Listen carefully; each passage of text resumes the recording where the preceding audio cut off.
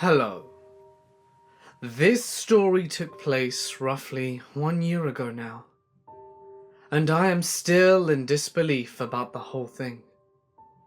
The events left me depressed, alone, and scarred. Plus, as the old saying goes, the devil is in the detail. This holds much truth, but maybe it's time I tell my story. I is still out there, searching for me, looking for a way to escape. I can feel it as sure as sunlight on my skin on a sunny day, like a light pressure on the inside of my skull. I's presence, evil or whatever you want to call it, wants to get me, desperately. And it's pissed.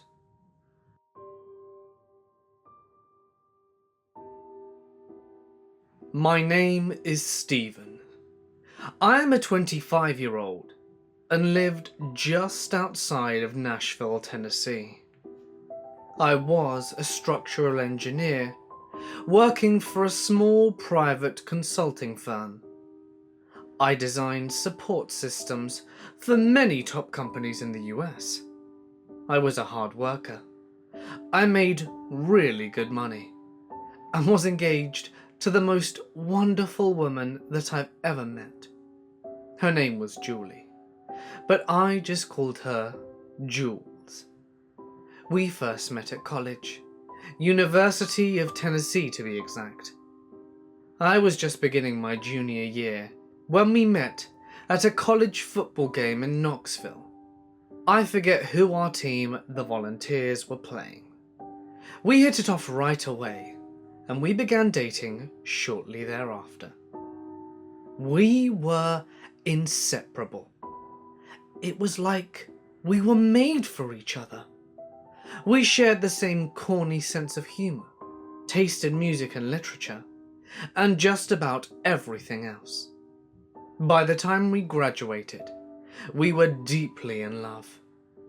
We both were native Nashvillians. She grew up in a town named Franklin, and I in a town called Bellevue. Both were suburbs of Nashville. She returned to Franklin and moved into a small one-bedroom apartment there.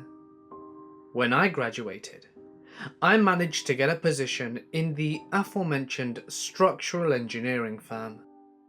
The money was wonderful, so I could afford to move closer to work in a very nice two-bedroom apartment in Brentwood. Jules would spend the weekends at my apartment on most occasions, and I at hers during others. Whatever was more convenient. It was my apartment mainly because of Jojo, my dog. She was a 7-year-old lab husky mix, and was my best friend, other than Jules, of course. Jules' apartment complex wouldn't allow pets, so sometimes we'd sneak her over there when we could. Jojo was loyal, quiet, and cute as hell. She was the best dog I've ever had. At my apartment complex, my neighbours were a really cool couple who quickly became Jules and my best friends. Whenever my work allowed, we'd all hang out in the pool in the middle of the complex, grill out, drink beer, and generally joke around. The girls would often go out on shopping sprees, while he and I would play video games, listen to music, or watch movies that the girls didn't want to watch. In general, we were all the best of friends. And this continued for a year until they dropped a bomb on Jules and I. They were moving to another state. He had gotten an incredible job offer in Texas. It was his dream job, so I can't really blame them for leaving. We were just heartbroken. Honestly, the move date was only a few days away, so we had very little time to make the most of it.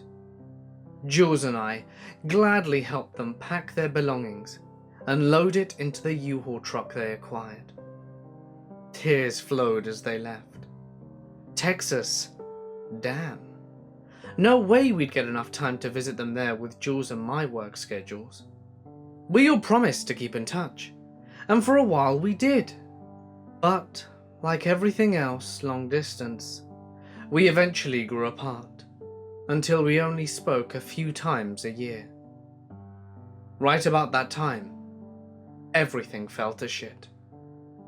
I had gotten home from work early on a Tuesday, not 2 weeks after our friends had moved out, when I discovered a large rental truck parked just outside of the entrance to my building.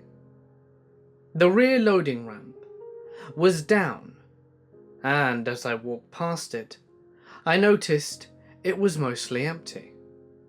Whoever was moving in had been there a while, and judging by the size of the truck and how empty it was, there was no sign of anyone. Whoever was moving in had been there a while, judging by the size of the truck and how empty it was. There was no sign of anyone, though. I had a bad feeling just then. I don't know how to describe it, other than apprehension. It was like the feeling one gets when they see a particularly dark thunderstorm on the horizon. I don't know why I had this feeling. Nothing seemed amiss. And hell, I hadn't even met any of these new people yet. But it was there. I just shrugged it off and walked to my apartment. Now, the layout to my building was this. It's a 2-story, decorative building with 16 units in each. There are 2 entrances, both top and bottom floors on each face of the building. On each entrance, there are 4 ground floor units and 4 upstairs units. Each apartment door was on a 45-degree angle to the hallway, so you can easily see the other 3 apartment doors using the peephole in my door. As I approached my apartment, my apprehension peaked when I noticed my former neighbor's door propped open by a cardboard box. Shit. New neighbors already? It's always a worrisome time when the new replaces the old. How are these people going to be? Quiet or noisy? Kept or unkept? Intelligent or uncouth? You never really know until they've moved in and spent some time there. I would just have to wait and see, I guess. I couldn't see anything inside the apartment, but I could hear what sounded to me as thrash metal music playing somewhere inside. Great. Most likely young kids. And young kids usually meant parties and wild times. I wasn't normally a judgmental type, but I did have experience. And my experience was telling me to watch out. I was thinking all of this and unlocking my door when I heard a woman's voice approaching. Don't worry about it, just leave it in the kitchen and I'll unpack it later. Just then, a woman came through the doorway, and Lord Almighty, she was beautiful. She seemed to be in her early to mid-20s, tall, curvy up top, and had a rack of thick and curly black hair that fell past her shoulders. She was obviously into the gothic scene, because she was wearing a long, tight-fitting black lacy dress that had 2 thin straps over her shoulders and fell to just above her feet. Not exactly moving garb, I suppose, but whatever. She was wearing black lipstick and had porcelain white skin and black mascara. She was stunning. I couldn't remember ever seeing a more perfect representation of a woman than her. Sorry, Jules, but I know I'm not the most perfect guy in the world either. She rushed out of her doorway and nearly ran into me. She let out a surprised "Oh," and stepped back. I stuck up my hand and introduced myself, all the while feeling a little awkward. She looked annoyed. I wasn't gawking at her or anything like that. I was completely loyal to Jules, and I had my engagement ring on, so there couldn't be any confusion there. "You almost ran into me, lady. What the hell?" She gave me an obviously forced smile and said, "Oh, hey, what's your name?" "Stephen," I replied, smiling and trying to be as friendly as I could without being too weird. "Stephen, okay. I'm Jess." She took my hand and gripped it pretty tightly. More tightly than I would have thought appropriate. I noticed a lot of odd silver rings and whatnot on her thin fingers and hand. Her nails were jet black and had little intricate designs painted on them with a dark red colour. I couldn't identify all the rings, but the one I did get a look at was a serpent coiled around the upper part of her index finger. Wow, this chick was really into the whole goth thing. She must have spent all her money at Hot Topic, I thought. "Nice to meet you, Jess." I wanted to ask her if it was just her moving in, or if she had family, a boyfriend, husband, whatever moving in as well, but she never gave me the chance. My rental truck is due back in an hour. Nice to meet you, Stephen." And with that, she rushed off. Her tone had an element of disdain to it. She seemed off. I couldn't put my finger on it. Okay, so she was busy and on a tight schedule, I get it. But I sensed something was seriously off about that woman. I made a mental note to tell Jules about it later. I unlocked my door and walked in. Normally, Jojo would be there to enthusiastically welcome me home, but not today. Strange. I called out her name and nothing. I walked into the living room and didn't see her. My coffee table was large, heavy, and rather low to the ground, except that it wasn't quite as low as it looked like from the outside. The bottom was just high enough off the floor that Jojo could crawl underneath it when she was scared. So I checked, and there was no Jojo. "Jojo? Where are you, pumpkin?" I checked the kitchen. Nothing. Bathroom and second bathroom. Nothing. I finally found her, huddled under my bed. Okay, now that is strange. She never went under my bed except for when we were playing, and even then, she wouldn't stay there for more than a few seconds. Her favourite hiding spot was always under the coffee table in the living room. "What you doing under here, sweetie?" I asked as I got down on the floor to try and coax her out. She pressed herself all the way up against the wall, where the headboard is. Her head was resting on her paws, but when I reached for her, she began to wag her tail. She slowly crawled out from under the bed. I knelt down next to her and began to pet her. She seemed to perk up a bit after that. "What's got you acting so odd?" I thought to myself. She had never acted like this, even when there was a thunderstorm crashing outside. Could it be the noise the new neighbours were making, and their metal music cranked up? I honestly had no idea. Looking back on this now, it really was my first warning. Of course, I could never have imagined what was coming at this point, but a red flag was a red flag, and I should have paid more attention to it. "Come on, let's go for a walk." I connected the leash to her collar and took her outside. She stopped just out front of the door for a moment and sniffed deeply. She looked in the direction of Jess's door, which was now closed, and huffed the way only a dog could. She whined for a split second, and then turned and went to the front of the building where the grass was. Later that night, I told Jules all about what happened. She agreed that it was strange, but being the bright soul she was, she thought it wasn't much more than some new smells from next door that upset her. Plus, moving was a noisy business. That too probably added to Jojo's stress. Whatever the reason, we both chalked it up to nothing much to worry about, and went on about our conversation about our days.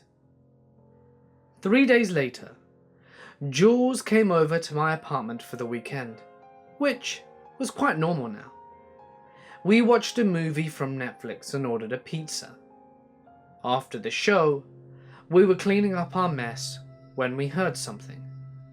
It was a low hum, and rather hard to hear, but it was there. It took us a few minutes to figure out it was coming from next door. We could really hear it in my bedroom. We put our ears to the wall adjacent to the next door bedroom, and it was hard to discern, but it sounded a lot like chanting. Jules and I both stood with our ears pressed to the wall and listened for a while. It was definitely voices, in some kind of chant. At first, I thought it was some thrash metal music that I had heard a few days before, but it kept on going and going. What the hell? We could hear what the voices were saying, but they were all male voices, dark, monotonous and creepy. It became obvious the chanting wasn't coming from a movie or TV show. Maybe a video game? Perhaps. But it wasn't like any game I'd ever played, and I'd certainly played a lot in my time. It was the kind of sound that once you discovered it, you couldn't stop hearing it. Jules wasn't too happy with sleeping in a room with chanting, so we decided to sleep in my spare bedroom. Jules and I made love and fell asleep. We woke up the next morning to Jojo barking at the front door. Nothing loud, just woofing, and growling in a low tone. Jules asked if Jojo had ever done that before, and I said no. Well, something sure has it addled, said Jules, looking a little perplexed. I know. She's been acting weird ever since Jess moved in. Animals can be a good judge of character. I doubt she's a serial killer. I said this as I got up from bed and went into the bathroom down the hall. Well, if she is, tell her I want you stuffed in a sexy pose, please. I just laughed and closed the bathroom door. When I came out, Jules was in the kitchen making breakfast. Jojo was laying at her feet. Something was upsetting Jojo like crazy. She kept staring at the front door all the time now. She wouldn't take her eyes off it. If Jules and I were in the living room, Jojo would be under the coffee table with her eyes fixed to the front door. If she was in the kitchen, her view was locked on the front door again. She just wasn't herself. New smells and sounds wouldn't account for this behavior.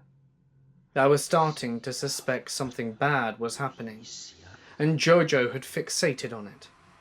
Whatever the case, I'd have to keep an eye on her and the new girl next door. Sunday eventually came, and Jules had to return home to get ready for the work week. I kissed her goodbye and watched her drive off in her white Nissan Altima. Everything was normal throughout the late afternoon and into the evening.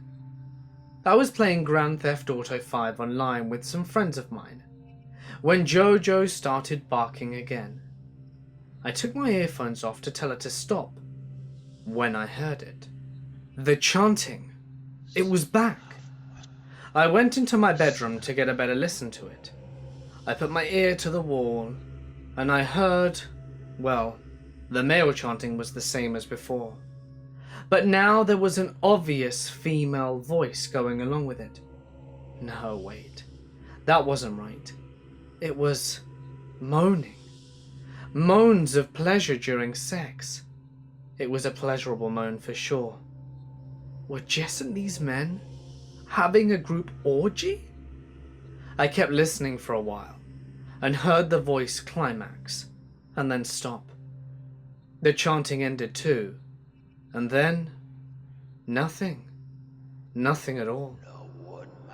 I thought about calling Jules and telling her about what had happened, but it was past midnight, and I knew that she would already be asleep. No, I'd tell her about it tomorrow. Just then, Jojo came to me with that I gotta go pee look that she always gave me when it was time to relieve herself. Okay, fine. I got her leash and took her outside. Jojo stopped and looked at Jess's front door, whined a little, and turned to go out front. She walked around sniffing for a bit, and decided on an acceptable spot and peed. When she finished, I began to take her back in. Just as I rounded the corner to the hallway, I heard a door open and several voices trailed out. It was Jess's front door. Men came out dressed in black gothic garb. They said their goodbyes and walked past me. There were 6 in total.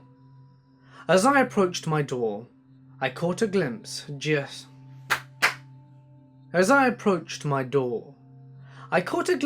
Jess standing just inside her door. She was wearing a dark red bathrobe. Her hair was disheveled, and she looked drained. They did have an orgy. I have got to tell Jules about this. I casually pulled the keys out of my pocket to unlock the door, when Jess and I made eye contact. I smiled and said good evening. She looked at me for a second without saying a word. Jojo started her now recognizable low growl again, and Jess's eyes slowly rolled down to stare at Jojo. She stood there, looking at my dog like she was about to murder it.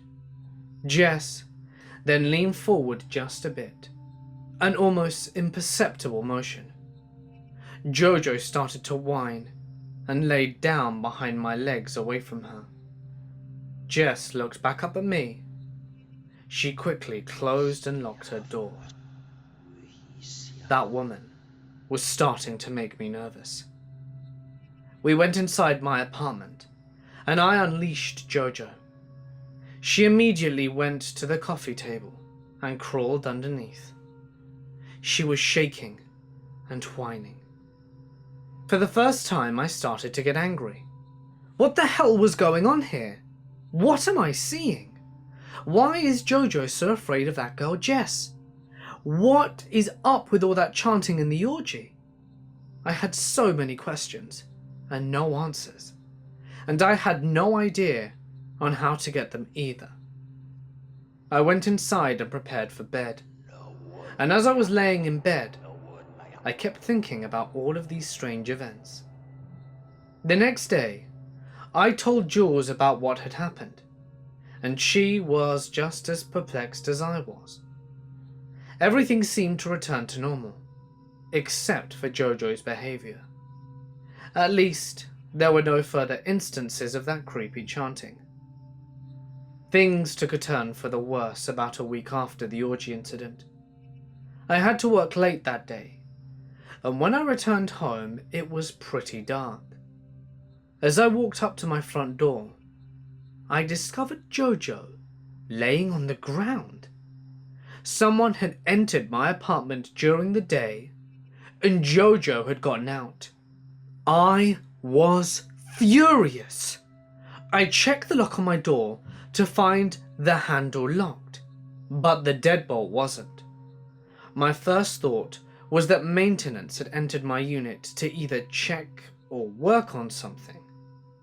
Every time they'd come in before, though, management would leave me a note on my door beforehand, stating the date which they would come and the reason for it. But there was no notice on my door. Perhaps it had come off. Management wouldn't tape it to the door, just fold it and wedge it in between the door and the frame. I took a quick look around and found nothing. Jojo was starting to whine, so I opened my door and we both went in. I took inventory of my belongings and found nothing missing or out of place. It was at this point too late to call management, so I would have to wait until morning. I planned to unleash holy hell upon those managers for letting my dog out and not properly locking my door. I made the call first thing, and of course management said they hadn't entered my apartment. They had no repair requests, and maintenance denied going in too. So, was it a break-in? Maybe, but nothing was stolen. Everything I owned was still secured inside my apartment. Because of that, I decided not to call the police. I was still creeped out, but I didn't think it was a big deal. The next morning I took a shower and got ready for work. Jojo was in the living room, hiding under the coffee table.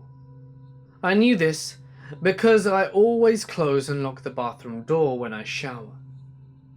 Jojo had a bad habit of climbing in with me, and I really hated that. Wet dog first thing in the morning is something to avoid, trust me. I noticed a blast of really cold air hit me while I was inside the shower. I could see the hot water steam like crazy in the coldness. Within seconds, the whole bathroom was filled with mist.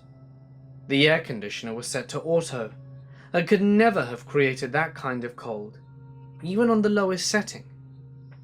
I got goosebumps, it was so cold. What the hell? I toweled off and got out. I slipped my boxers on, and as I stood, I noticed something on the mirror. With all of the mist, the mirror had fogged up pretty heavily, so it was easy to see. On my mirror was a handprint. As I examined the handprint closer, I realized it wasn't a human print at all. First, it was way too big to be a person's hand. The palm was too wide, and the fingers were grossly extended outwards. Each finger measured about 6 to 8 inches long. They were too thin as well. The second thing I noticed was no condensed water droplets running down the mirror from the print. Whenever a mirror is fogged up, touch it and you'll see what I mean. Water will condense and run down the glass, making clear little trails down it. This handprint didn't have any. Suddenly I heard a whisper behind me. It was low but there, and I couldn't understand any words, just the whispering in general. It sounded like several voices at once, and they were energetic, excited voices. I turned all around and found absolutely nothing. The door was still locked. My TV was off in the bedroom, and so that could not have been the source. I remained calm and tried like hell not to jump to any conclusions. Maybe Jess and her horde were doing something next door. But then I realized that while we shared a common wall with our master bedrooms, we did not with the master bathrooms. The whispering was coming from inside my bathroom. When the mind is confronted with something abnormal, it will try and explain it with the normal. If it can't do that, it will fall into denial. I stood there looking around, finding nothing amiss. Work jumped into my mind, and I checked the time. Shit! I was running late. I threw on my clothes, said goodbye to Jojo, and rushed out. Yup, I got to work late. But thankfully no one seemed to notice. I love my job, and tried to get lost in all the numbers, calculations, and drawing. But damn, that handprint and whispering would not leave my mind.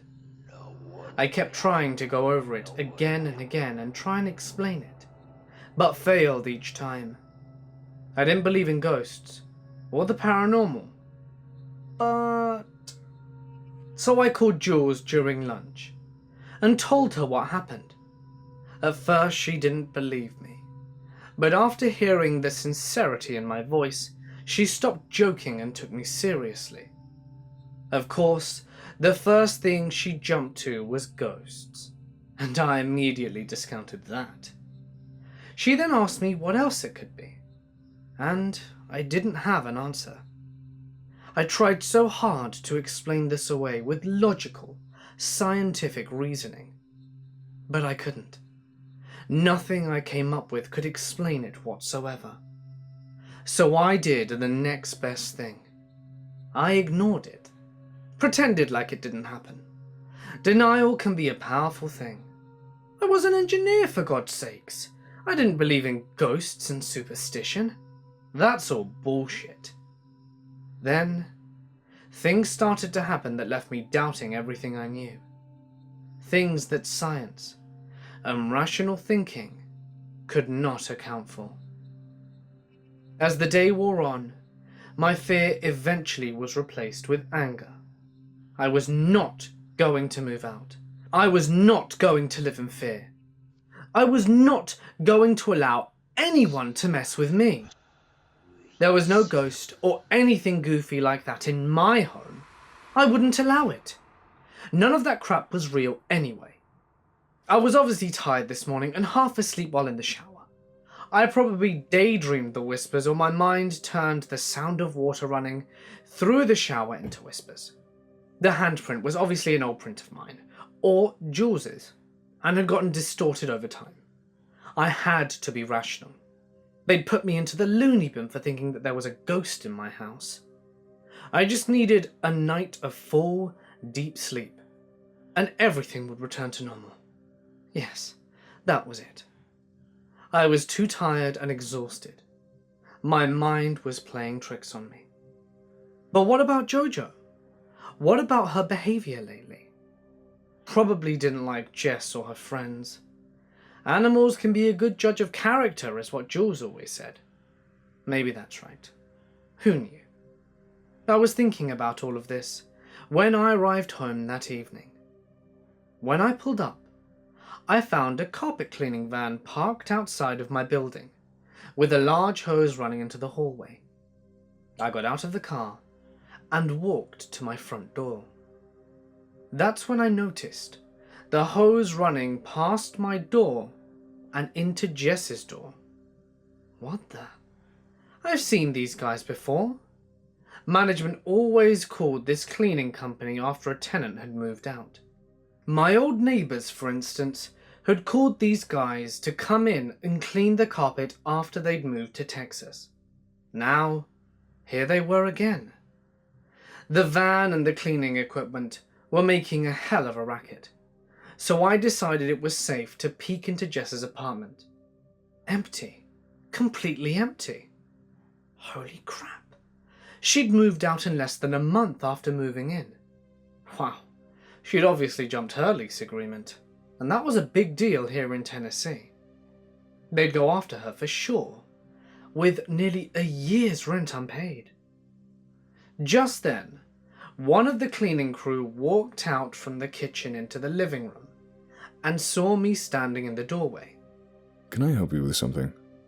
He was an older guy with longish hair and stubble on his chin and jaw, but his uniform was spotless. Maybe. I'm here to see Jess.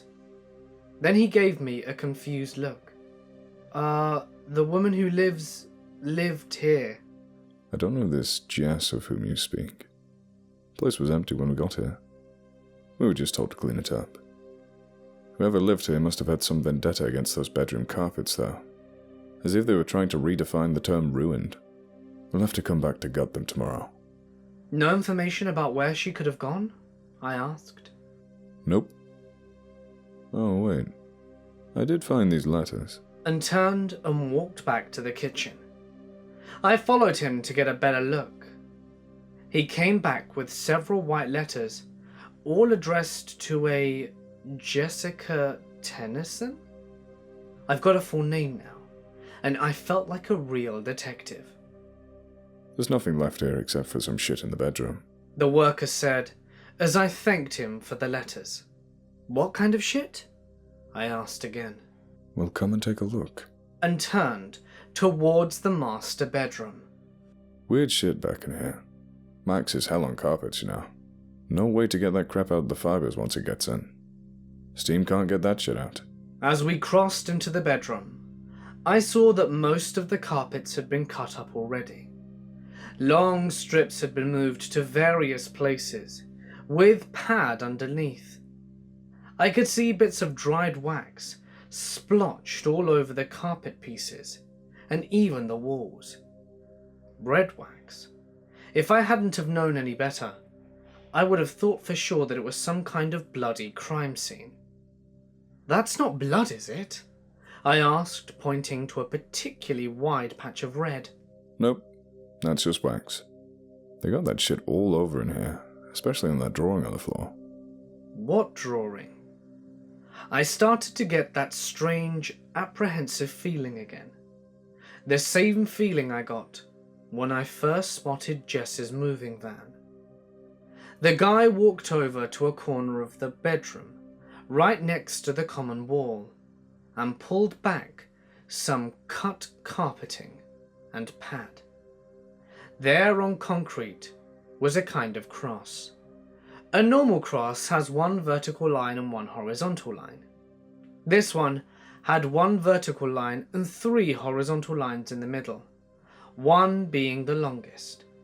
It also had splotches of red wax and some other dark residue around it. We think that right there's blood. Not completely sure, but yeah, looks like blood to me.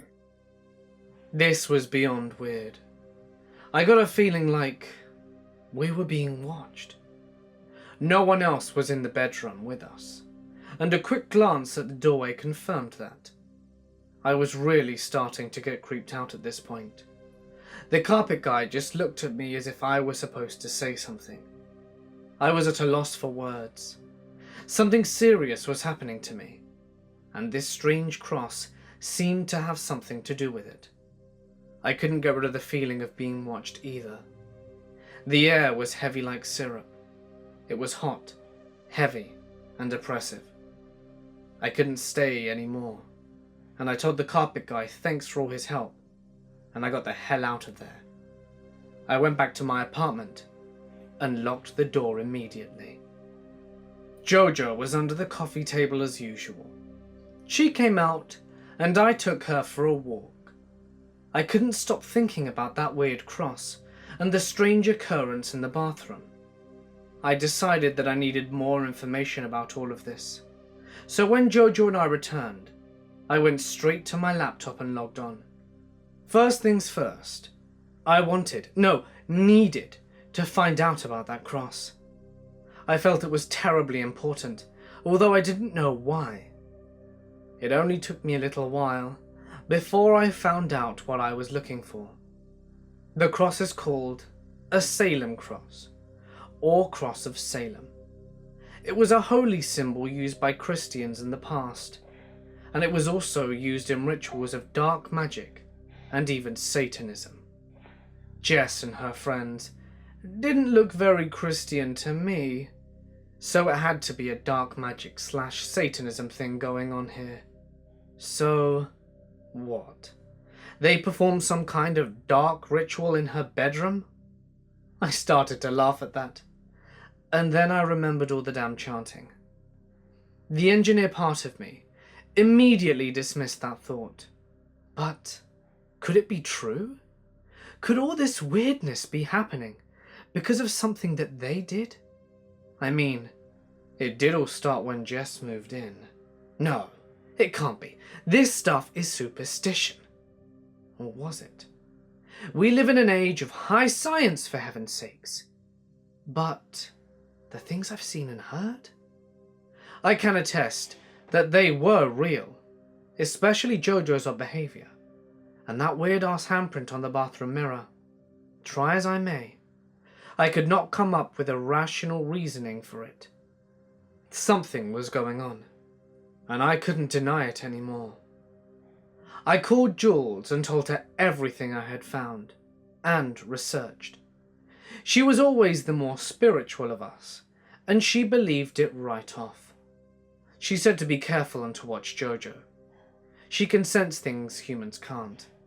I guess there was logic to that. I asked Jules for help, and gave her Jess's full name. I also opened up the letters I found in her apartment. Nothing but adverts and bills. But one bill did have her social security number. Yes! I gave that information to Jules too.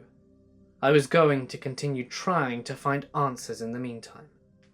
Later, Jojo came up to me with a "I gotta pee" look in her eyes again, and I got up to take her out. I turned to walk around the coffee table when I took a step and heard something go snap. What was that? I looked around but didn't see anything but the living room rug, sofa, and the coffee table. I got down on all fours and felt around the area I had stepped on, and I felt something solid underneath the rug. I moved the coffee table to the side and pulled back the carpet to reveal a now broken shard of mirror. What the hell? I picked the pieces up and examined them. Nothing. No writing, no anything but a broken piece of mirror. I know for a fact that it wasn't mine. None of my mirrors were broken. Then how did it get there? Wait a minute. My mind raced in circles, and then I remembered the break-in. Holy shit! The mirror and the break-in had to be related somehow. Crazy as it seemed, it started to sound plausible that someone had broken into my apartment to leave this mirror shard. But why? Why would someone do that? Having a shard of glass under a heavy rug wouldn't do me or anyone else harm. Then why? Why go through all the effort? It didn't make sense. But then, none of this made any sense. I wonder if there are any more shards of mirror around my apartment though. I took Jojo for a short walk, and then came back to do some thorough searching. And it didn't take me long to find more things hidden around. I found several strands of black curly hair in both bathrooms, and in the living room. I didn't know anyone with long black curly hair, other than Jess. Okay, so that is weird. I had never invited her in, so how did they get in here? Unless of course she was involved in the break-in. And what's even stranger is those hair strands were found in out-of-the-way places, like hidden in drawers in the bathroom and behind my sofa. I found nothing behind my TV stand. The next thing I found was a very small plastic baggie, taped up underneath my dining table. I'd almost missed it with my flashlight. It was quite well hidden, and when I opened it, I discovered it was filled with fingernail clippings. Gah! I did notice the nails were painted black, with tiny half marks and red near the bottom of each clipping. I then remembered Jess's nails the day she moved in. They were very distinct, and I had no doubt that Jess had been the one in my apartment. Jesus! I quickly expanded my search when I finally looked inside my closets. And then I found the worst, most horrible thing yet. In the hall and master bedroom closets, I found small glass jars filled with a yellowish liquid. One jar I found in the hall closet. It was hidden behind a box of old family pictures. I found two more in my bedroom closet, hidden in a gym bag, up on the top shelf. Honestly, I didn't want to open them, thinking they were poison or something. At this point, nothing was out of the realm of the possible. I took them to the hall bathroom, donned rubber gloves that I kept in the kitchen, gathered some dish towels, and steeled myself. Here we go. I slowly twisted the first jar I found. It finally gave way and opened up with a pop. At first, I didn't know what it was, so I leaned closer and sniffed. And truly, I wish I had not. It was piss. Human piss. Most likely Jess's piss. Old, warm, and nasty-ass piss. I put it down and retched into the toilet. After I finished puking, I quickly replaced the jar cap and tightened it as hard as I could, hoping that not one atom of that vile shit would spill out.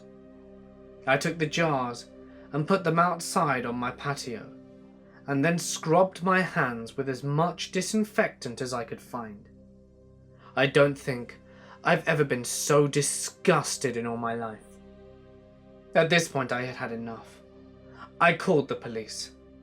But since nothing was stolen or damaged, there really wasn't anything that they could do. I showed them everything I found in the apartment, and filled them in on Jess and her odd behaviour. The fact that she had fled from her apartment without notifying anyone was suspicious, and the police agreed. But again, there was nothing they could do at the moment. They did take a statement from me though, and since there was no clear evidence of Jess being the one who broke in, they couldn't do a thing. After all, they said, we don't know for sure that these hairs, nail clippings, and urine are actually hers, or if someone else had placed them inside my apartment. I was disappointed, but I understood. I felt totally violated. They left their hair, nail clippings, and urine for me to dispose of as well. What now? It was nearly midnight, and I had work in the morning. I took Jojo out one more time, showered, and then went to bed. I was angry, scared, and pissed off in general. I texted Jules with what happened since she was already asleep, turned off the lights, and laid under the covers. I was restless for a while, thinking about the whole situation. I felt so lost and confused about it all. I was exhausted and drained, so eventually I did fall asleep. I was woken sometime later by Jojo jumping on my bed in absolute panic. She was shaking and whining like crazy. I tried to comfort her when I heard the whispering again. Oh God. I tried to locate where it was coming from, and it wasn't in my bathroom or bedroom this time. It sounded like it was coming from the kitchen or living room. I slowly got up when Jojo freaked, jumping down and flew under my bed. I crept towards the bedroom door. I typically leave the dining room lights on during the night for Jojo. They are on a dimmer switch, and I would keep it at the lowest setting. I reached my bedroom door and tried to see what was out there. It took some time for my eyes to adjust to the dim light. The whispering got louder, but there was something else to it now. I could hear people wailing. It was soft, almost imperceptible. It sounded as if several people were in my kitchen. They sounded upset? Maybe. No. More like desperate. Not afraid. Just desperate. As they were searching for something important to them. This sent shivers down my spine and into my legs. Just then, there was a metallic crash from the kitchen. It was loud, like someone had thrown a handful of forks and spoons into the stainless steel sink. The wailing became louder, and something started to shuffle in the kitchen. I'd hear a step on the tile floor, and then something dragging, then another step, and the dragging again. And for the first time, I heard a single, distinct voice.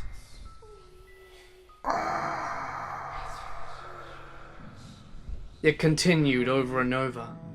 The whispering and the wailing never stopped. They only got louder. I saw a dark shape slowly moving through the kitchen from where I was standing. I couldn't tell exactly what it was, but it was definitely a person, or had the shape of a person at least. The sound continued, and I heard another voice suddenly proclaim, Where are you? then another voice, clearly a male this time. We need you.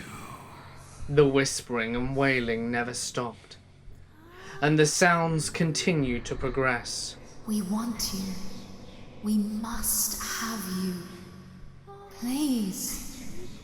We must find you.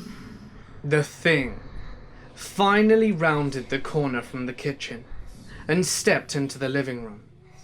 It was basically right in front of me, at about 20 feet or so. At this distance, I got a good look at it, and I almost fainted. This thing stood about 7 feet tall. All I could discern was its shape. It was black. Black, not as if in shadow, but black as in a lack of everything. Jet black. Black upon black. Unreal black. Its shape looked like someone not human tried to make a human, but didn't really know how and failed miserably. It had a long body with elongated arms. The arms were twisted and bent as if stretched and hung down past its waist. Its head was misshapen as well, looking more like a warped melon than a human head. It was canted at an odd angle and slowly swung back and forth as if searching. The legs, like the arms, were twisted and elongated. I couldn't see any kind of feet. The legs ended in what looked to be a cloud of darkness, with tiny, like pinpoints, shooting away from it at all angles. Then, it disappeared. A dark mist rolled off it, like mist on a lake during winter. The mist slowly moved away from its body, and evaporated into nothingness. You must be here somewhere.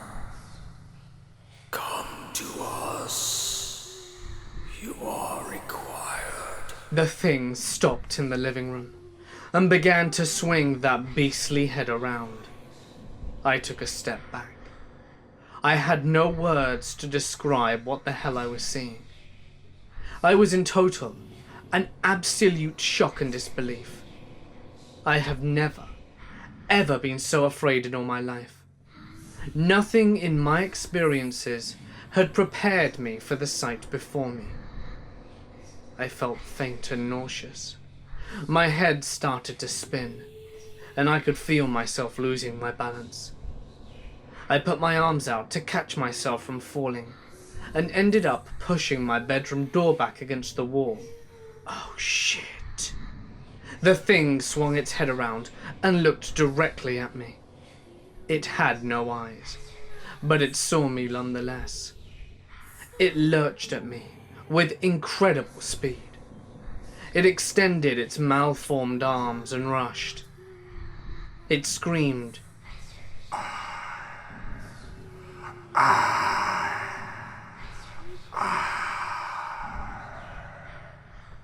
Feed. Consume. My lovely soul. Be with us. Be one of us. Join. There were a variety of sounds. Grunts, moaning, the kind that you might hear in intercourse, and others sounded agonized, as if they were in great pain. The desperation was most definitely apparent, like a population in starvation. The whole effect chilled me to my very soul. Here was death. Cold, calculating death. Nothing but hell itself could spawn something such as this. It was evil incarnate. The thing oozed evil, like an infected follicle oozing pus. A scent of decay enveloped me, rotting death. A corpse rotting in a swamp. Vile, despicable, unholy, unclean. Ultimate darkness. All of this was this creature desperately trying to get to me. I screamed and slammed my bedroom door shut and locked it, as if that could keep it out. I put my back to the door and pushed hard, and it crashed into the door like a pile driver. Wood cracked and bent inwards. No! Don't leave us. Denied. Let us in. You motherfucker. Consume. We must feed. It was deafening. It took all my strength to brace the door to keep it from blasting in. Jojo was out from under the bed now, barking up a storm. She growled and dripped saliva. I'd never seen her like this before. She had known about this thing all along. She knew and tried to warn me in her own way. Jules was right. Dogs do have a special awareness that we don't. As I desperately tried to keep the door shut, I noticed a small black smoky tendril snaking out from under the door. And then more. They moved like worms after a rainstorm. Down they slithered until they touched my right arm by the door handle. It felt cold. Incredibly cold. I couldn't do it. I just couldn't. I jumped away from the door and rushed to the back wall of the bedroom. The common wall. The door bent inwards like it was made of rubber, with hundreds of those tendrils waving all over the place, and it let out a loud woody crack, then exploded inwards and fell into splinters. Finally, he is ours at last. Can't you be one of us? I want his skin. Devour him now. As it shovelled closer, I felt around for something, anything to defend myself. I felt something in my hand. It was my watch. It was sitting on my nightstand. My parents gave me that watch for graduation. It was silver and rather expensive. I loved it because it had all the planets in the solar system rotating all around it, and the face of the watch was painted like a star. Without thought, I hurled it at that thing. The watch didn't hit it. It fell into it. And the beast recoiled and screamed in terrible pain. You son of a bitch. I grabbed more things off my nightstand and threw them at the beast, but with little effect. Make him pay. Make him pay. The creature began to withdraw, Hurts. all the while shrieking a hideous scream that frightened me even more. It floated back through the bedroom doorway and into the living room. Jojo gave chase, barking, and growled like crazy. No more. I yelled out to her to come back, but she continued on, sensing weakness in the creature, I suppose. Looking back at it now, I believe that Jojo had been so afraid for so long. When she sensed a weakness in that damn thing, she decided to attack. And it was a terrible mistake. Just as Jojo reached the living room, the dining room light flared up like a supernova, then exploded, plunging everything into darkness. I couldn't see a damn thing. I stood there in utter shock for a moment, and I could hear Jojo furiously barking, and that thing screaming along with the other voices. Suddenly, Jojo's barking ceased. A second later, she let out the most god-awful whine I'd ever heard in my life. When I was a child, I remember seeing a dog get hit by a car. While it lay dying in the street, it let out a similar kind of whine. But Jojo's was 100 times worse, 1,000 times worse. Hearing Jojo in such pain shook me out of my paralysis. I ran through the shattered doorway and down the hall towards the living room. There was a light switch at the end of the hall, and I turned it on, which triggered the living room lights. When I turned, the sight I saw will haunt me for the rest of my days. The thing was standing in the middle of the living room. Several of those pin tentacle things had shot out and impaled Jojo. She was on her back shrieking in terrible pain as the thing pulled it closer to itself. As Jojo drew near, the thing began to bend sharply down at the waist towards Jojo. Its arms stretched out and down and made contact with Jojo. Such energy, such life. The blackness began to envelop the hapless dog like a cocoon. More than mine. Meat. The creature bent so far forward that its head touched, then disappeared around Jojo. As the black cocoon crept up to Jojo's upper body, her whining stopped, and she lay still, although I could still see her breathing. More of those black, coiling, worm-like things began to move out from her mouth, nose, and the corner of her eyes. She slowly turned her head to look at me, with more worm things coming out of her. She looked at me with what seemed to be an expression of, "Help me." But I couldn't. I was frozen in terror. I couldn't move a muscle. Her eyes suddenly collapsed in their sockets, like raisins, and her skull and muzzle began to fall inwards with a crack, as if her head was being deflated. After what seemed like an eternity, the black cocoon enveloped her entire body. The thing was almost entirely around her, except for its legs, which were still standing several feet in front of Jojo.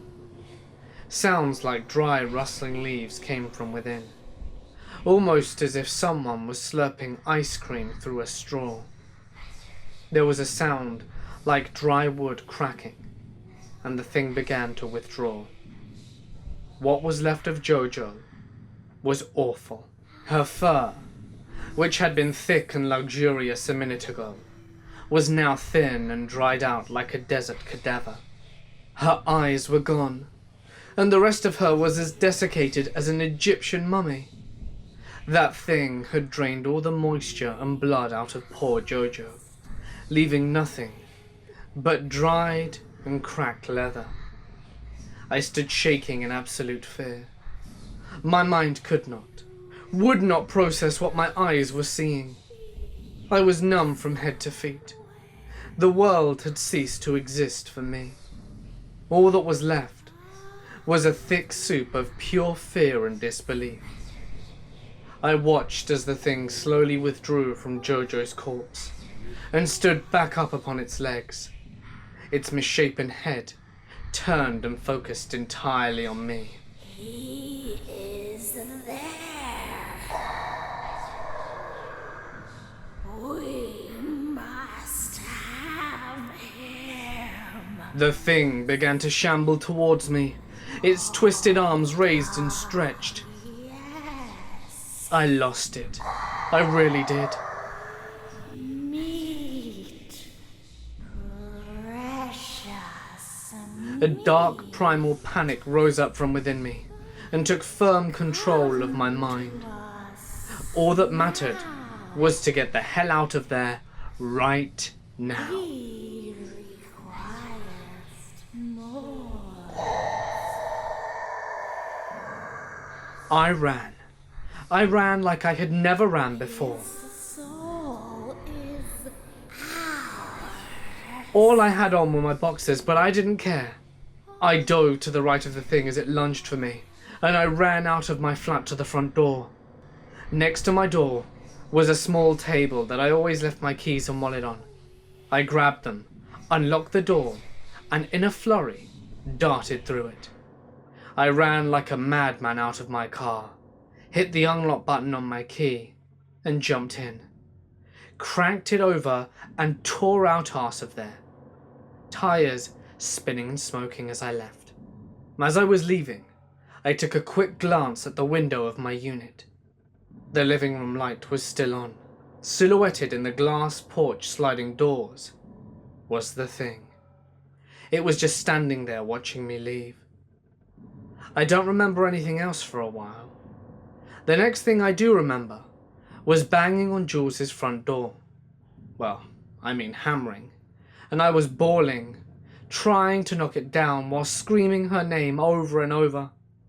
When she finally opened the door, she obviously looked like she'd just gotten out of bed.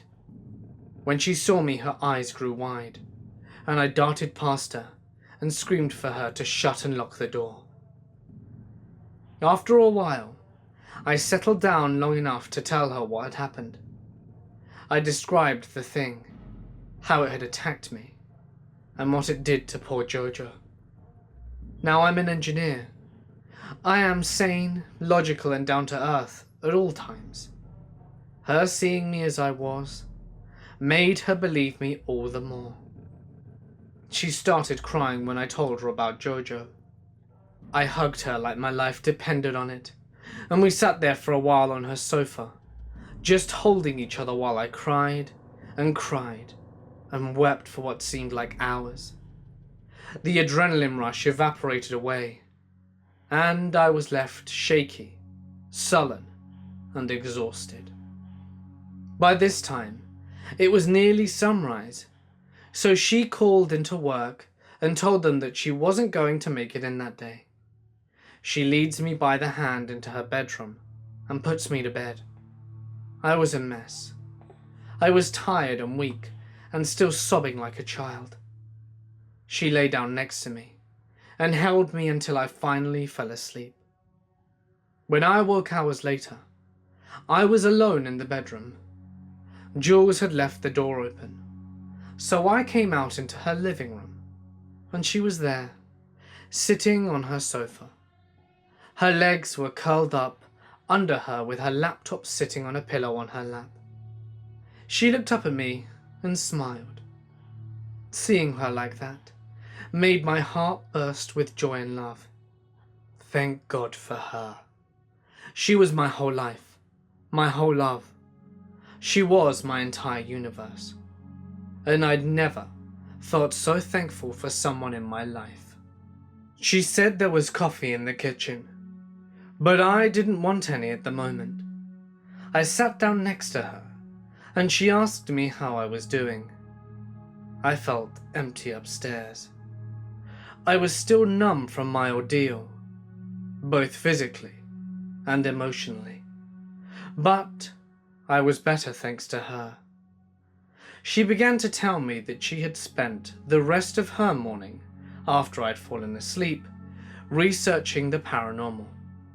I was still numb from my ordeal, both physically and emotionally, but I was better thanks to her.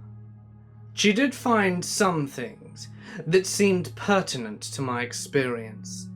The mirror shard, hair, nail clippings, and urine seemed to come from the belief that in dark magic and Satanism, a dark entity could be fooled into haunting another person by tricking it with pieces of the summoner's own body parts and owned objects.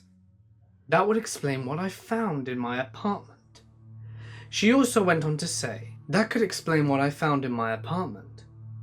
She also went on to say that while she couldn't find anything specific to what I described to her about the thing, the closest she could find was something called shadow people. The lists of those were wide and varied, she said, and it was what fit the most although nothing fit exactly with what the thing was. She also said shadow people could take on different forms depending on who actually saw them. She said that she had read an article from Europe about a case where several people in a pub had seen a shadow person, but each had a different description of it. After reading all this, I think I have a theory. What if that Jess girl was a satanic high priestess and those men you saw were her coven? If that's right, then they could have performed what is basically called a raising ceremony. That's where they try to raise a demon or spirit from hell to do their bidding. And yes, sex is a big part of it. That would explain all the chanting and the orgy you described. That shit is all part of the ceremony I read about. It would also explain that Salem cross too. So, what if they actually did raise something, but realized it was too powerful for them to control? What if this demon or dark spirit or whatever tried to go after them? If that was the case, then Jess and her coven broke into your apartment and left those things of theirs to throw the demon to you, then hightailed it out of there while the getting was good. It does make a lot of sense. But why me? What did I do to her? Probably because she knew you. Sort of. And probably because throwing that demon off to you was the easiest way to get away from it herself. After reading all this paranormal stuff, I've learned that knowing someone or knowing the victim holds a lot of power. Maybe the spirits or demons can read people's minds when they summon them. I didn't find any clear answers on that, but it seems to be a running theme throughout most of the lore. I said nothing. This was all too much for me. Too much to process at once. I was still in shock after all, so critical thinking was difficult at the moment. Jules yawned, closed her laptop, and placed it on the table. I need a break. I'm hungry. Are you hungry? I said yes, and she happily walked off into the kitchen. I'm craving bacon.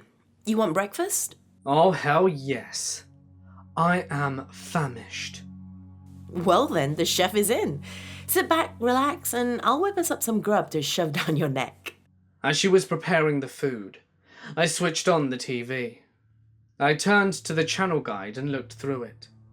Nothing on this time on a Monday morning. I finally turned it onto the news and half listened to it, my mind beginning to replay the events of last night. I went through it step by step. I kept thinking I was missing something important, but I couldn't figure it out. My mind would go back to poor Jojo in the living room, and how that thing had consumed her. This couldn't be real, I thought. It's all a bad dream that I can wake up from. Jojo can't be dead. This demon thing couldn't be after me. None of this can be real. Yet, there was that nagging feeling I was missing something damn important. What was it?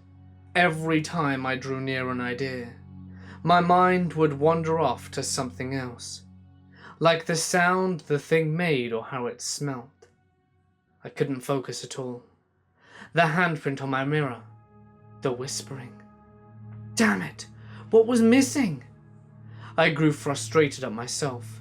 My mind was like a thick soup, with chunks of memory floating just at the surface, randomly bobbing up and down. I couldn't hang on to one memory long enough to examine it before a different memory pushed it out of the way. Jules finally finished breakfast and brought my plate into the living room. Bon appetit. She said that as she handed me a plate with a large glass of orange juice. She'd cooked eggs, toast, and shit tons of bacon. God, I loved this girl. She walked back into the kitchen and returned with her plate. She sat next to me, and we both ate in silence watching the news. When we finished, she took the dishes back to the kitchen and loaded them into the dishwasher. I need a shower. You want to join me? She said with a wry smile. I thought about it for a moment. Maybe some sack time would do me good. Certainly couldn't hurt. I needed to de-stress. That much was obvious.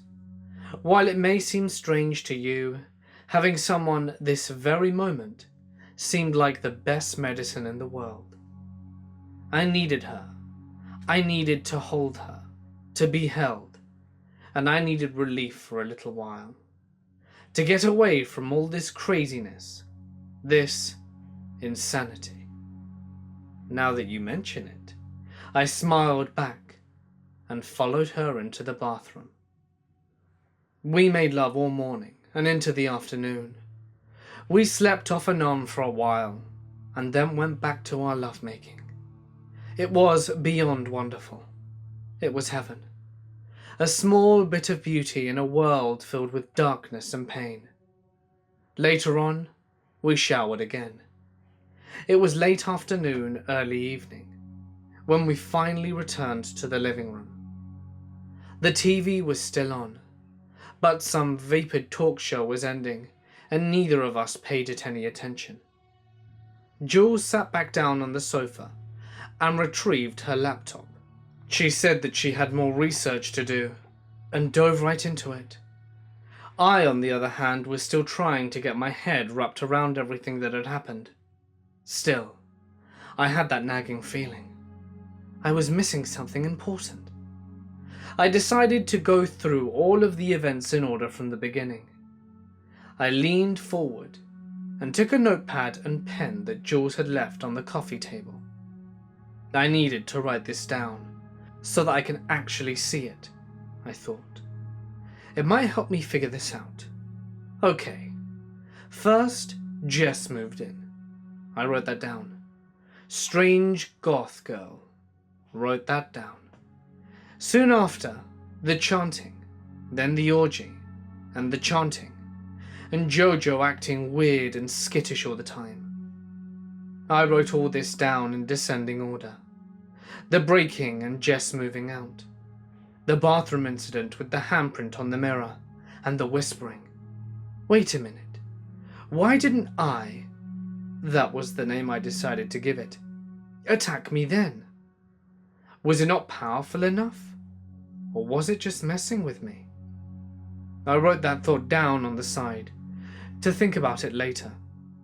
Then, finding Jess had moved out, discovering the letters with her name and social number, finding the Salem cross, wax and blood under her bedroom carpet, finding the mirror shard, hair, and urine in my apartment, and then the attack. The only thing I hadn't questioned was why didn't I materialize and attack me in the bathroom? Not the eureka moment I was hoping for, but it was something. I told Jules about this, and she looked perplexed.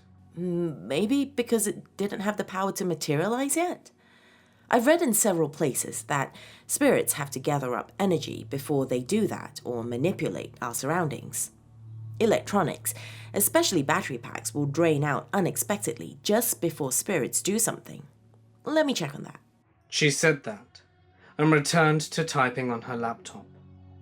I continued on writing things down. So I went to bed tired and pissed off at finding all that disgusting crap in my apartment. The police were no help. I was angry mostly at being violated, and I tried to sleep, but Jojo woke me up by jumping on my bed. I heard I in the kitchen, heard a crash, and saw it. I attacked me, and I slammed the door, and it pushed through. I then threw my watch at I and... That's it! I forgot about that. I furiously wrote all of this down, nearly tearing the paper. My watch seemed to hurt it. Why? Electronics didn't seem to do anything to it. It passed the fridge, dishwasher, and lights without a bad reaction. What was it then? What was it about watches that it didn't like? Let's see. It had a glass face. Was that it? No. Glass was all through my apartment. Plus, the mirror was basically glass, and it didn't seem to have harmed it when it left the handprint. what else? Metal? Oh, I don't think so. It didn't have any trouble at all trying to open the door handle on my bedroom door. The planets on the face and the painted star in the middle? Why would that have harmed it unless... No. Wait a second. Silver! The damn watch was plated in silver. And the crash in my kitchen? My utensils were silver plated too. They were a housewarming gift from Jules when I first moved in. That's it. It had to be. I must have sensed the silver plating from the utensils and threw them away from itself. And when my silver-plated watch made contact with it, it screamed and recoiled in pain. Holy shit. That has to be it. Could it really be that simple? Really? Then Jules starts to read something off her laptop. Spirits sometimes pull energy from our world in order to take physical shape or to manipulate the environment around it. The energy can take the form of electricity from batteries, lights, or other equipment. It can pull heat from the very air, making their presence known by an ice-cold wave in a room or outside a building or home. Lastly, spirits can pull energy from emotional responses such as anger, fear, confusion, sadness, and even thoughts themselves. Negative energy can easily be absorbed by spirits that are dark or angry to begin with. Loving spirits, such as deceased family members, tend to respond only to pleasant past memories of the survivors or friends. Even pictures of past events can provide energy for spirits to materialize. Emotion seems to be the most powerful for some spirits, while energy from electrical devices seem to suit other spirits. There you are.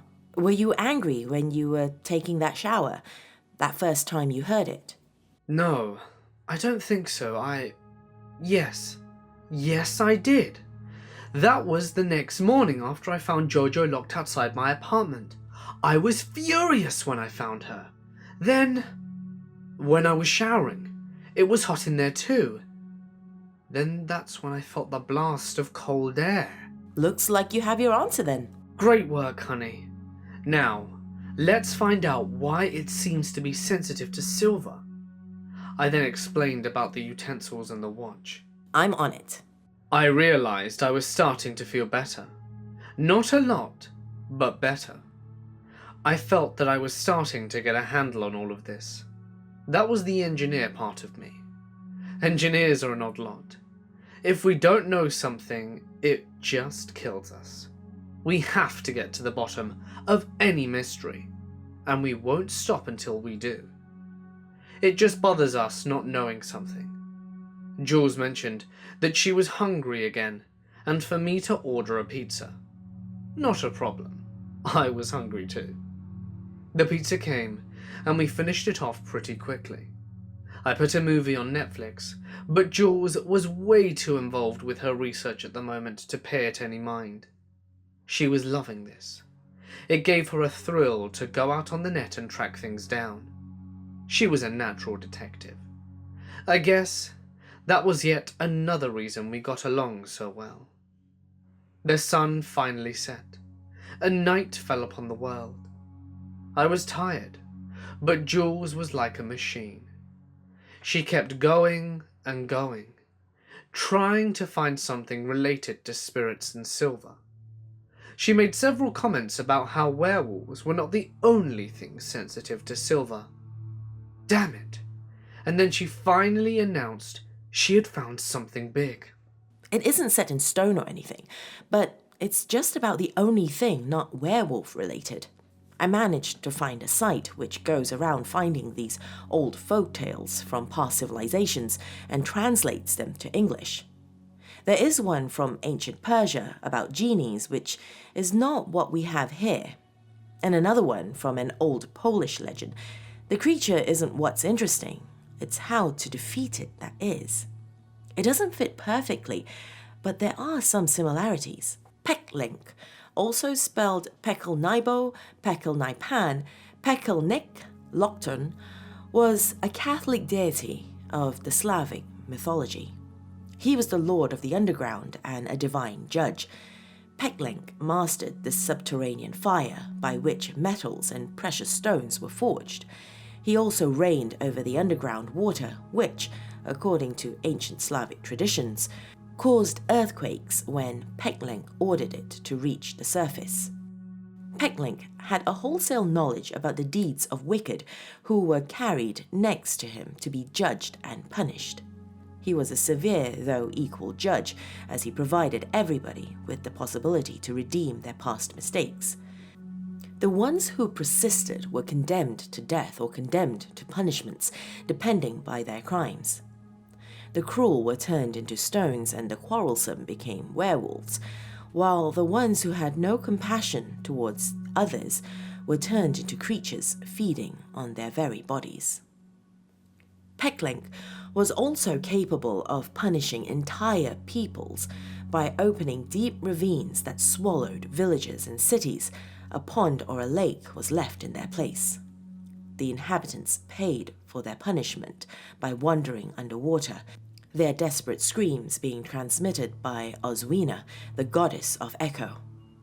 Peckling also sent evil spirits against unjust governors in order to have them abandon their reigns. The latter, ruined and covered by black grass, returned to nature. He could also use basilisks as emissaries or servants. The line that made me take notice was, while the ones who had no compassion towards the others were turned into creatures, feeding on their very bodies. That certainly sounded familiar.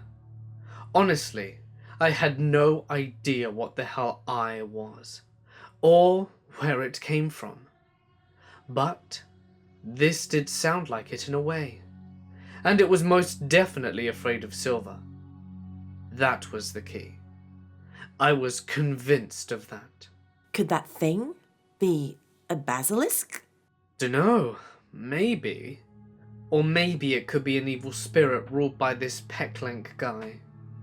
I really have no way of knowing.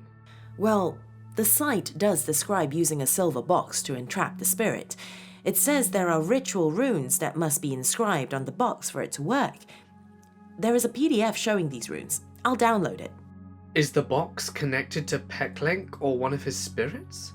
I inquired. The site doesn't mention that, only that a silver box can entrap the spirit. That's it. It goes on about other deities and such, but that's all there is about Silver. Sorry. Might be worth giving it a try. It made sense about trapping I in a silver box. But I didn't know about those runes. But what the hell? Might as well put them on there as well. Couldn't hurt, right? Now, where the hell was I gonna find a silver box? And I wanted a real silver box. Not silver-plated, 100% silver. I wanted to trap this bastard for good. Silver plating may not be enough to trap it forever. I asked Jules to try and find a shop around Nashville who sold solid silver boxes. There wasn't much luck. At this point, we were both tired and needed sleep. I told her that we could spend the next day going around the countless antique shops in the greater Nashville area to try and find a box there. Sounds like a plan. Ugh. I'm tired. Let's go to bed, sweetie. The next morning, I was starting to feel like my old self again. Maybe it was because I was starting to get a handle on what I was going to face and how to deal with it. Would the silver box work? Honestly, I didn't know, but it was damn sure better than having no plan. And that did make me feel somewhat better. Jules was her typical happy morning riser self. By the time I woke, Jules had already had breakfast and was nearly done. I took a quick shower and realized I didn't have any clothes other than a few pieces I had left here in the past. I'd shown up in my boxers 2 nights ago and had worn nothing else since. I found an old pair of yard jeans I had left after a camping trip we had last year. I had a blue button-down shirt there as well, so that went on. Shoes? No shoes. But Jules did have a pair of black flip-flops that very nearly fit me. So they went on. I didn't have socks anyway. And when I stepped out into the living room, Jules saw me and laughed. She said that she had been wondering what I was going to wear for the day, and had picked out a rather nice yellow spring dress that would highlight my eyes. I laughed, struck a runway pose, then sat down on the sofa and chomped down my breakfast. We started our quest downtown, walking to many different antique shops that ran all along the riverfront and 2nd Avenue area. Nothing. We did find one box that was silver, but after I covertly scratched the bottom, I discovered it to be a cheap, plated, and quite frankly overpriced box. So we soon expanded our search to more outlying areas around the greater Nashville metro area. There were plenty of shops to search, but again nothing. By this time, it was well after 1 p.m, and I was starting to get worried that we wouldn't find a silver box at all. Jules then said that we should try Franklin, her hometown. The old town square was absolutely riddled with antique shops, mostly specialized in hard-to-find artifacts. 30 minutes later, we found a parking spot and started our search out yet again. In the 3rd shop, we hit pay dirt.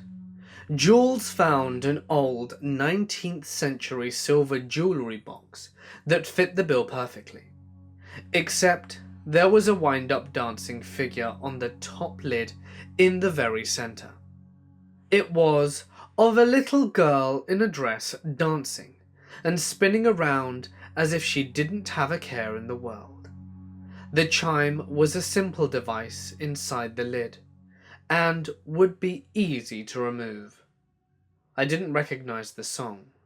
However, a thought crossed my mind about removing it. If I did, it would leave a tiny hole on the top lid, and perhaps I could use that to escape. I didn't know if that could happen, so I decided to leave the thing as is. Plus, the irony of having a demonic creature trapped inside a box with a little dancing girl on top made me smile a little. I scratched the bottom, and voila, pure silver. It was heavy, and well made too. There was some patina, but I didn't really care about that. The inside was lined in some sort of decorative red felt. It was worn, but I believed I could remove that as well. I didn't want to take any chances of I getting out. Hell, I didn't know if this box would work in the first place. If it didn't, well, I'd have to worry about that later. The price was extortion. Nearly $800. Holy shit. The shop owner said it was a genuine relic that had once belonged to the Andrew Jackson family long ago. I saw no markings on it and was about to call bullshit when Jules elbowed me and said that we didn't have a choice. We needed that box, so she said to pay the damn money. Fine. I agreed angrily and handed over my debit card. And just like that, the box was mine. The lady wrapped up the box with pink tissue paper and gently placed it into a decorative cardboard box with the store's logo upon it. She then put the cardboard box into a big paper bag with handles and placed it on the counter. She smiled and thanked me for purchasing the item and hoped I had a great day. Yeah, I replied sourly. Jules again announced that she was hungry, so we found a quaint little restaurant near the town square. While we were eating, I took the silver box out of its garnish wrapping and started to look it over again. The sides were basic, with no ornamentation. However, the legs of the box ran all the way up to the corners, up to the top of the thing. They were very ornamental with delicate curves and designs running from the feet to the lid. The lid was raised in the middle and ended with that little dancing girl. There was some design work along the edges of the lid, but that was it. Kind of basic by today's standards, I guess, and certainly not worth $800.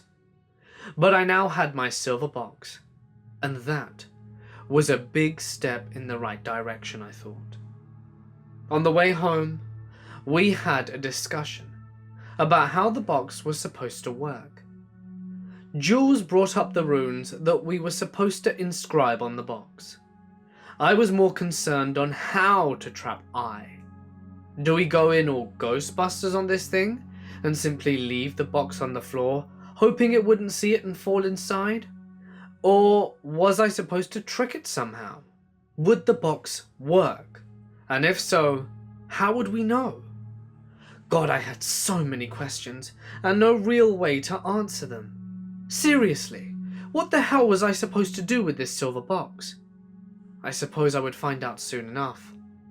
I didn't want to drag this out. I wanted I trapped and gone. Not only because of what it did to Jojo, but because I wanted my life back, damn it. I didn't ask for any of this, and I had a rage inside me, and it needed out. One thing was for certain though. Once I had been taken care of, I was going to track down Jess and make her pay for what she did. I even thought about finding where she lived and opening the box in her house or something. I don't know what it would do to her, but I would make sure that bitch would pay for Jojo. So help me in front of God himself, Jess would pay dearly. I promised that. We returned to Jules's apartment, and she was all excited about getting those runes on the box. She had always been what she referred to as a hobby girl. Her favourite store in the world was Hobby Lobby, with Michael's as a second close runner-up. Her dining room was crammed with plastic bins and shelves filled with an assortment of paints, inks, glues, plastic flowers, and about 1,000 other knickknacks that she would use for making her cute, dainty little things. Her apartment and patio was filled with things like that. All of them very girly and very hobbyish. She rummaged through her plastic bins and found what she was looking for. Here we are. My handy-dandy electric pen. She plugged it into a small extension cord under the table and turned it on. It buzzed like a pissed-off bee. It still works. Awesome. And she greedily took the silver box out of its bag and placed it on the table. She found the printout of those runes and sat down to work. She was so excited about inscribing the runes that she had forgotten about turning on the overhead lamp. I flipped the switch, and she suddenly looked up. Oh yeah, thank you, hot stuff. And went back to work. I went into the living room and logged onto her laptop. I was wanting to see if I could find something about how this box was supposed to work and how I was going to use it. Again, everything I could find about it was about werewolves and such. Jules had bookmarked the site where she had found the rune PDF, so I clicked on the link, and I used the search function at the site to look for silver box. And of course, it highlighted what Jules had found last night. I was wondering if there was supposed to be something, such as a chant or words that were to go along with the runes, but I found nothing. There were other links that would take me to pages or sites with the words silver box, but there was nothing that applied to my situation. Just then, Jules' cell phone rang.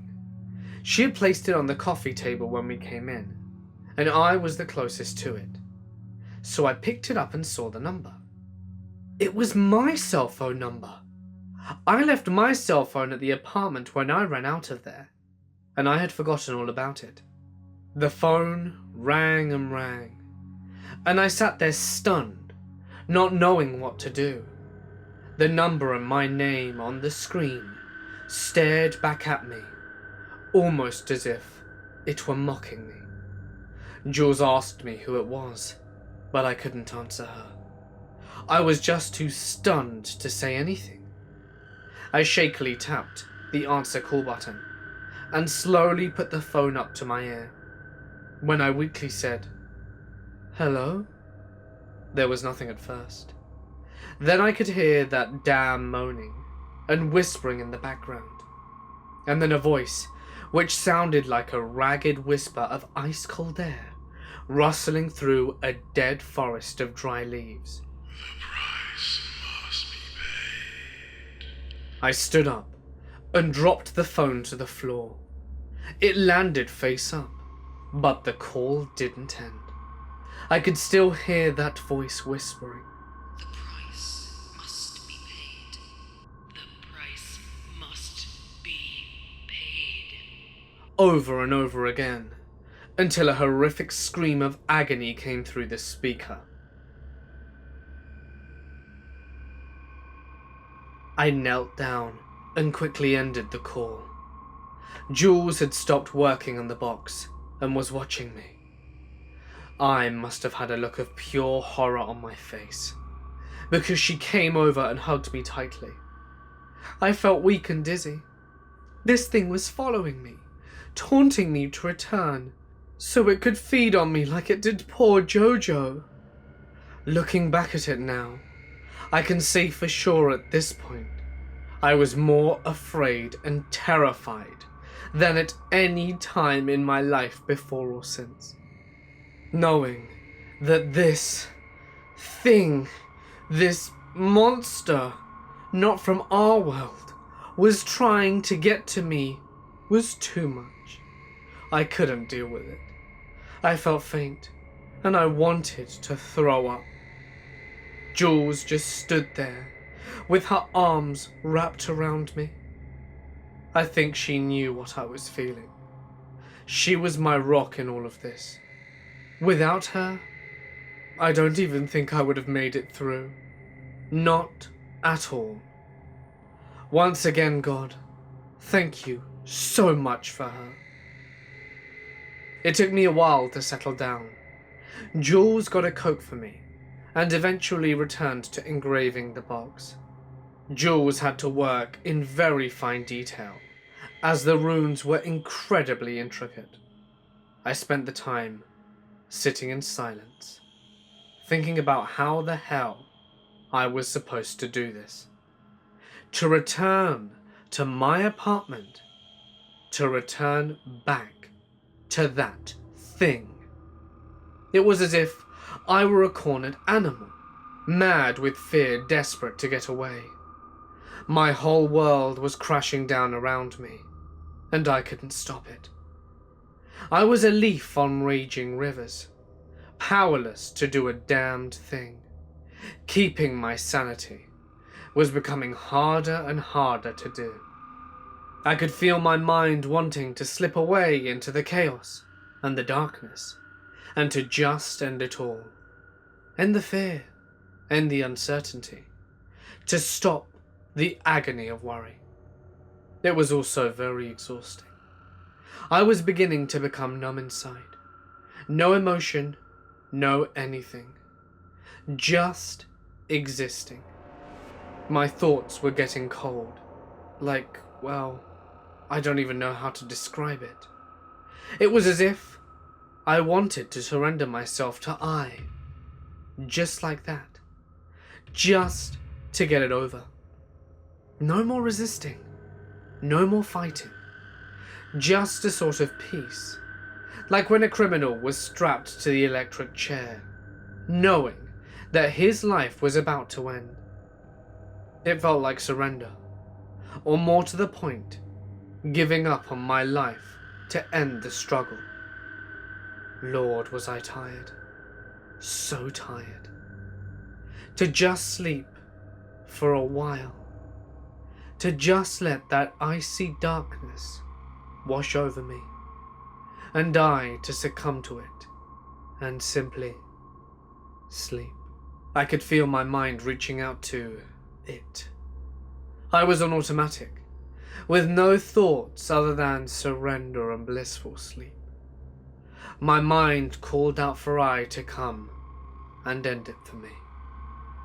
Suddenly, I felt a slap across my face, a hard slap. I opened my eyes to see Jules leaned over me crying. I was laying on the floor looking up at her. She looked like she had been crying for a while. I felt groggy, and I tried to speak, but my words were slurred. I wanted to sit up, but I couldn't control my body well enough, and ended up shaking, arms moving all over the place. So I just laid there on the floor, looking up into the crying eyes of my fiancé. I had cobwebs in my mind, I was so numb. Eventually, Jules laid her head down on my chest and closed her eyes. I could hear her breathing and smell her breath on my face. I slowly stroked her hair, but my movements were jerky and clumsy. Ever so slowly, I began to regain motor control and could move with more finesse. "Let me up, please," I said. It was hard for the words to form from my mouth, but Jules seemed to understand me, because she crawled off my chest and tried to help me to my feet. As I was getting up, my hand hit something cold and solid just behind my head. It was the silver box. Jules slowly walked me over to the sofa, and I carefully sat down. She sat down next to me and held me, still crying. I looked around, and I discovered that the living room was a complete mess. The coffee table was thrown over on its side. Everything on it was sprawled across the floor. Her laptop was near the window, its screen still on, but now with an obvious crack running across it. My Coke was now seeping into the carpet, leaving a dark brown stain. What the hell? Eventually, Jules told me that I started to shout and cry that I needed to go back home. She tried to stop me as I ran for the front door. I had smacked her across the face as she tried to restrain me, and I could easily see the red mark of my hand that I left on her cheek, now swelling up. She had small trickles of blood on her lips and chin from the impact. She then told me I began to speak in a strange language and went into a rage, trashing her living room. She then took the silver box off the dining room table and touched it to the back of my head, and I instantly stopped and collapsed to the floor, unconscious and convulsing. I had no memory of any of it. I immediately felt horrible for striking Jules. She said she knew it wasn't me doing this, but I could see the fear in her eyes. She kept looking at me like I was a stranger, and that hurt me more than I can possibly say. I kept saying to her how sorry I was, and if she could please forgive me. I was feeling weak and fatigued, so she helped me to bed. I removed my clothes and simply threw them on the floor. As I was falling to sleep, she said that she had to go to work in the morning. Her clients were going apoplectic, but she'd keep in touch with me throughout the day, and I told her that was fine. When do you plan on confronting I? She asked me with a worried tone. I haven't thought about that much. Maybe this weekend? Well, we had better be ready by then. What else should we bring besides the box? Wait. You don't think you're coming with me too, do you? Baby, of course I'm coming with you. You don't expect me to let you go in there alone, do you? Jules, I don't want to put you anywhere near that thing. You don't know how powerful it is. You don't know what it did to Jojo. Promise me, you won't ever go into that apartment again. I mean it. Promise me. My voice was too harsh, but I didn't care. I couldn't lose her. No way, no how. Stephen, I will not allow you to do this alone. I love you too much. I sat bolt upright in bed, grabbed her shoulders and shook her. No, damn it! No! You can't go in there. You don't know this thing. What it can do to you. No way in hell are you going. Do you understand? Do you understand? There's no way. She slowly rubbed the swollen cheeks where I had hit her and started to cry. I don't know you anymore. What I is doing to you, it's changing you, and you can't even see that. I'm starting to be afraid around you, Stephen. Shocked, I hugged her tightly. She let loose and sobbed loudly on my shoulder, her tears and saliva wetting my back. I didn't know what to say. I never thought about this from her point of view. But she was right. I was becoming a different person. I could feel it deep inside me. I was using my fear and anger against me, trying to destroy my life. I hadn't noticed until this very moment. I was constantly sullen, angry, worried and depressed. That wasn't me at all. That son of a bitch was using my own emotions to weaken me, to divide me from Jules and everyone I cared about, to divide and conquer. I saw that clearly now, like how that phone call had changed my behavior. There was something about him, something, I don't know what to call it, a psychic link maybe. Who knew? But Jules was absolutely right. I had been changing, and not for the better. Just then, Jules' phone began to ring, and my heart stopped. Jules paused and looked at me. Don't answer it. Please, Stephen, don't answer. I said that I was sorry, but I had to. I have no idea why, but I just had to answer it. I was compelled, and felt panic at the thought of not answering her damn phone. I was manipulating me again, no doubt. I got up, walked to the living room and picked it up. I looked at the incoming call. Yep, it was my number. I briefly thought about not answering it, but I knew that if I didn't, I would drive us crazy by constantly calling it. He had me, and he knew it. This was all a design to get me to come back to my apartment. I got furious at that thought. My helplessness and the pain this was causing Jules made something snap inside me right then and there. Bloody red anger welled up inside of me like a titanic wave that crashed through my self-control. I started to shake. I was so pissed off. I could feel my lips pull back into a teeth-gnashing frown. No more, you prick. No more! I have had enough of you! I mashed the screen to accept the call and put the phone up to my ear as before. The price must be paid. The price must be paid. That did it. Right there, I snapped. I kept thinking, no more, no more. All my pent-up anger and fear was now flying out like a laser bolt and turned into a rage so strong, I gripped her phone hard enough to crush it. Screw you, screw you. What are you gonna do, huh? Call me up like a coward and troll me? Well, screw you, you pathetic halfwit. I'm not afraid of you.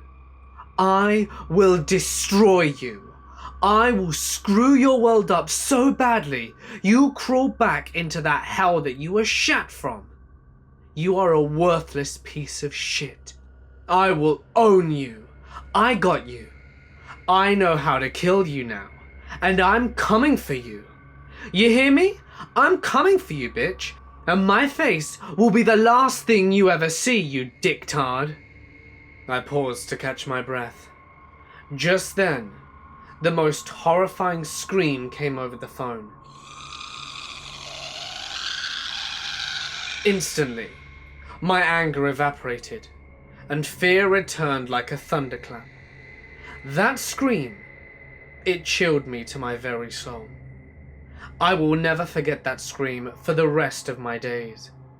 It was so bad, so horrible, that all I had felt a second before was gone, replaced by a fear so primal that I wanted to run and hide in a hole somewhere. I dropped the phone and just stood there, weeping and enshrouded in pure terror. Jules came up behind me and wrapped her arms around my stomach. She buried her face into my back and cried. What are we going to do, Stephen? I am going to kill that thing. I swear to God himself, I am gonna kill that bastard. After that, we both silently walked back into the bedroom and fell asleep. The next morning, I was woken by Jules' home phone. It was a cordless phone which utilized the old landline at her place. At first, I didn't know what it was. She never used it. The only reason she had it is because it came bundled with her cable and internet. I groggily opened my eyes and found Jules to be gone. Oh, she had to go to work. That's right. She told me about that. I slowly sat up in bed and looked at the phone on her nightstand. She was calling me on it because I didn't have my cell phone. Made perfect sense. I took the phone out of its cradle and accepted the call. Jules' angry voice soon came over. Stephen, what the hell are you doing there? What do you mean? Damn it, Stephen, you called me and told me to meet you here at your apartment, and now you're back to sleep? What the fuck, Stephen? I instantly woke up at that point. What the hell is she doing there? I told her specifically never to go there. Honey, I don't know who called you, but it wasn't me. Get the hell out of there right now. Right now, Jules. You're in great danger. I must have tricked you. Please get out. What? Stephen, it was you who called me from my home phone. I saw my number. I couldn't have done that. I thought about that for a second. If she was right, then I must have found her phone number stored on my phone. Shit. Jules, listen to me very carefully. Get the hell out of there now. Please, run your ass off. Just go. I'm on my way. All right, fine, Stephen. I'm leaving now. I'll meet you at the Tiger Mart down from your place. I'm so scared. What is happening? Okay, I'll meet you there. Just get out and it'll be okay. I'm leaving right now. I love you. I said it in a panic. Her end just clicked as she hung up. I threw on my clothes, ran out the door and jumped into my car. Once again, I floored it and flew out to the highway. I-65 North was only a handful of blocks away from her apartment, and I Grand Theft Auto'd it all the way onto the ramp, running red lights like crazy. As I was tearing down I-65, my mind focused on the call from Jules' home phone to her cell phone. How the hell had I managed that? I certainly didn't make that call. At least, I don't remember making it. Perhaps I took over my mind again and made the call from her home phone. And that thought scared the hell out of me. Because if he could do that to me, then what else? I made it to Brentwood in record time, and sped off onto Old Hickory Boulevard, and made a beeline to the Tiger Mart, not 2 blocks from the entrance of my apartment complex. As I pulled in, I scanned the parking lot and the gas pump for her white Nissan Altima. It wasn't there. Damn it. She should have been here by now. I parked near the main road and waited. Minutes passed. God, I wish I could call her. This was maddening. Come on, Jules, where are you? I sat for a few more minutes, and I noticed police and ambulance sirens in the distance, but I wasn't paying any attention to them. I was fully concentrating on looking for her white Nissan on the road. Nothing. Damn.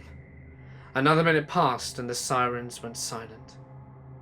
I got out my car to get a better look at the traffic passing in front of the gas station. Still nothing. Jules, what the hell is taking you so long, honey? Please get here. More sirens in the distance. And right then, I started to get a horrible feeling. Something was wrong. Something terrible. Screw it. I got back in my car and pulled out onto the main road. I headed back towards my apartment and I was getting really scared. And I mean really, really scared. Something was terribly wrong. Jules should have beaten me to the Tiger Mart long before I arrived. It was only 2 blocks away. I pulled up into my apartment complex and drove past the front gates. My apartment was located way back into the complex, and it took me a little time to get there. Speed bumps were prevalent, and as I got close to my building, my heart fell straight into my stomach. The police were there, along with the fire trucks and ambulances.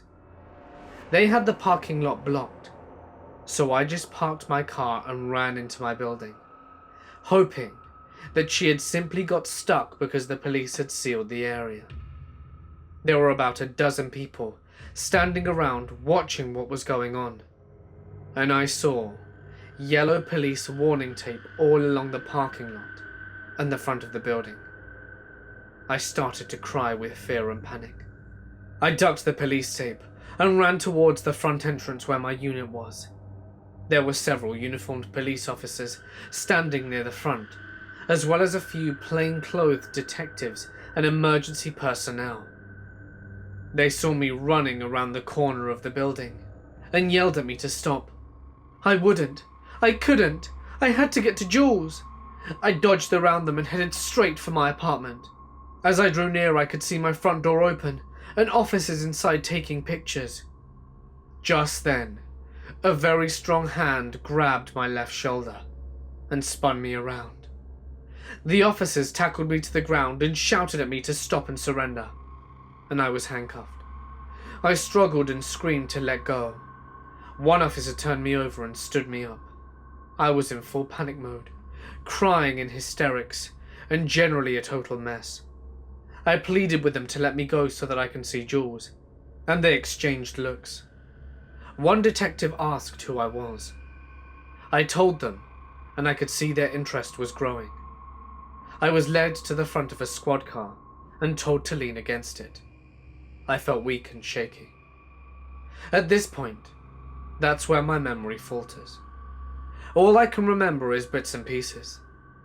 I remember being told my front door was wide open, and Jules was found dead inside my apartment, and asked if I knew anything about it. I threw up.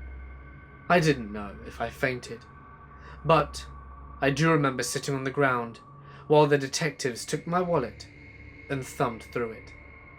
My mind simply shut down. As I said, everything was a blur. I was questioned again and again. Why Jules and my dog were dead inside of my apartment? Where had I been? Why was my fiancée alone in my apartment? And where was I during the past 6 hours? Wait, what? 6 hours? I told them what I knew. I told them everything except anything to do with I. And I strongly remember feeling afraid to tell the police about him.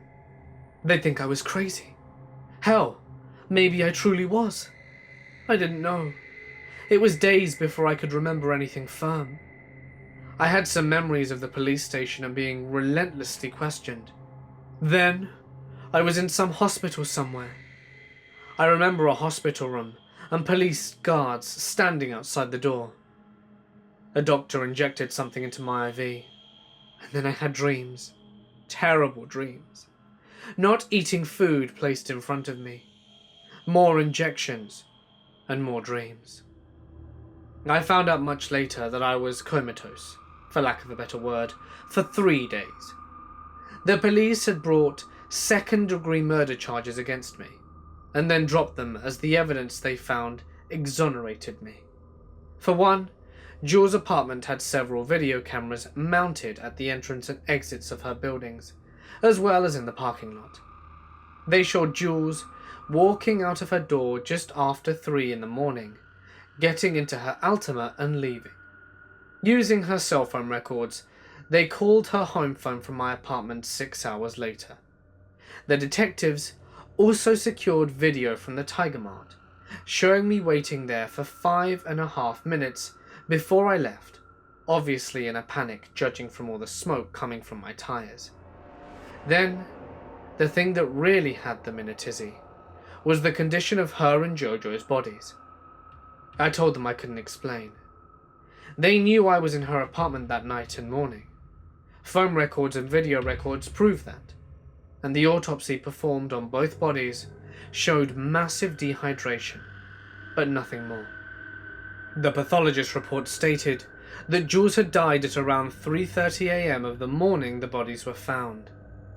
That upset the police because the call from her cell phone to her home phone came 3 hours later. So who called me? We talked for 1 minute and 3 seconds. Who was on the other phone, they kept asking. The call was made from my apartment. Who was on the line with you? They kept asking over and over. What could I say? I kept repeating that I didn't know. I just said her side was silent. A lie. But I couldn't tell them the truth. I had placed that call to me. The prick had already killed Jules hours before he called me, pretending to be her. I was numb and in shock. Maybe that was why I believed it right then and there. Besides, I just knew it was true. I don't know why, but it obviously absolutely was. That psychic connection again, perhaps? They let me go due to lack of evidence, but firmly told me to stay in Nashville for the time being, in case they had more questions or more evidence popped up. I couldn't go back to her apartment, and my apartment was on lockdown by the police, so I stayed at my parents' home in Bellevue. They took care of the funeral and contacting Jules' parents, family, and friends. I was simply zoned out during this time. Again, my memory fades. I remember Jules' funeral. It rained. I stood and stared at her casket. I didn't want to see the condition of her body, knowing how horrid Jojo's body looked. I also remember collapsing on top of her casket and having someone gently pull me off. After the funeral was done and her casket was lowered into the ground, I stood there in the rain. People tried to talk to me, but I simply ignored them. I eventually was standing alone in the rain, my tears mixing in the downpour. I had never felt such loss in my life. My equal, my soulmate was gone from me forever, and I didn't know how to handle it. I was so lost without her. Jules being dead and gone was unimaginable. I felt the weight of the world on me. How could I tell anyone the truth? No one would believe a word of it. Memories of her and our time together flooded back in a rush. The smell of her hair, the light that shone in her eyes, the curve of her breasts, the way she spoke, our complete understanding of each other, the sound of her laughter. It went on and on. I was more alone now than I had ever been. Honestly, I didn't want to live anymore. Jules would have been pissed at me for wanting to die, but without her, how the hell was I going to go on? I didn't care a damn about anything. My family, friends, career, none of it. Everything I loved was in a wooden box 6 feet in the ground. Box. The silver box! The moment the thought of the silver box entered my mind, an anger more powerful, more burning than any I had ever felt before, began to well up inside me. It came from the deepest reaches of my psyche. It came from the depths of my very soul. The rage rose like a holy fire from hell, warming my body from my toes to my fingers. Everything began to tingle. When the heat from the rage hit my mind, it instantly burned the fog and sadness away, and left me with a razor-sharp clarity I didn't know was humanly possible. All that I was disappeared into a white, hot, boiling fury, which demanded retribution and justice. I knew then exactly what I had to do, what needed to be done. I stood straight, closed my eyes, and forced my mind to reach out to I. I knew it was there watching, listening to my every thought.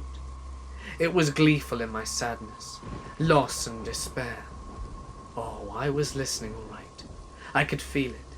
It was definitely there. I reached out to it and felt its shock and surprise at being contacted. It moved, aware of my presence. I could detect it trying to force me out of its mind. It pushed me, but I pushed back, hard. It tried to struggle against me, against my will. But I had an overwhelming rage and anger, and that gave me strength. I felt it recoil, then push back at me. I stood there in the rain, at the foot of my fiancé's grave, fighting against a hellish monster with my mind. And I pushed. I could feel I growing more and more angry with me. It pushed back with force, but I didn't care. I clenched my fists and pushed back as hard as I could. It let out a terrible scream of fear and frustration in my mind. It let out a terrible scream of fear and frustration in my mind.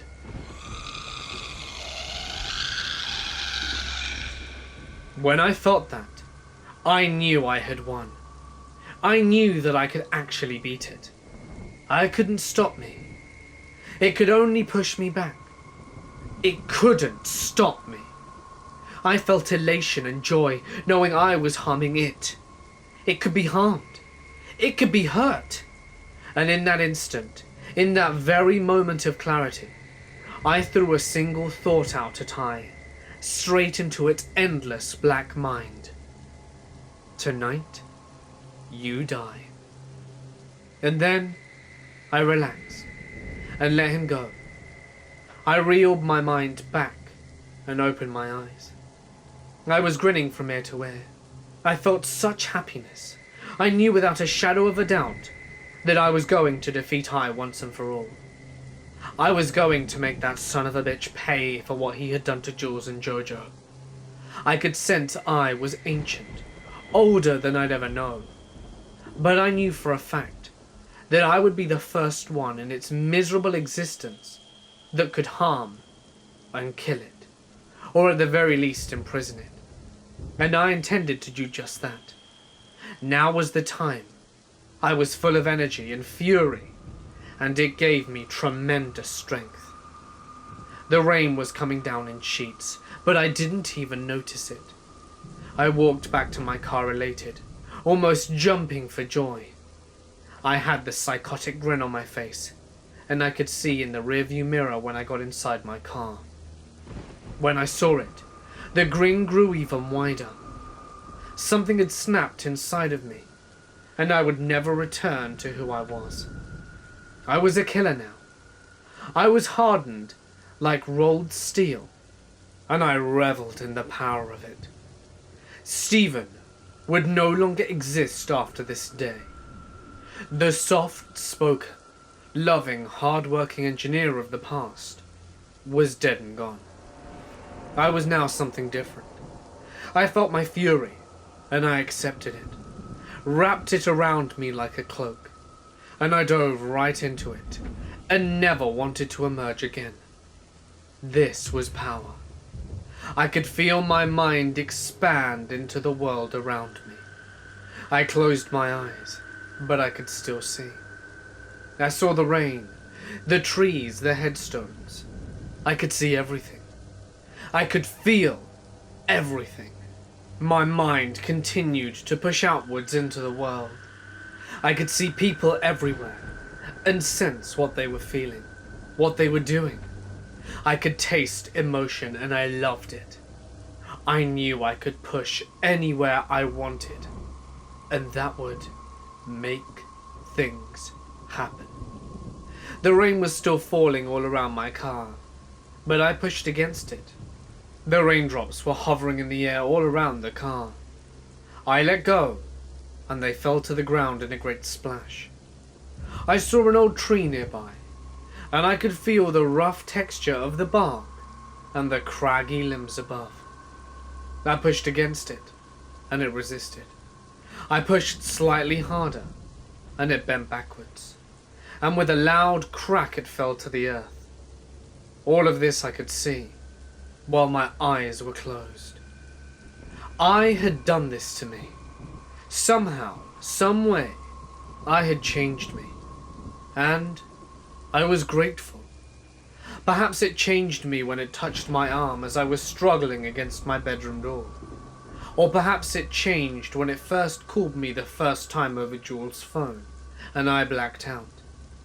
I didn't know, and honestly I didn't care.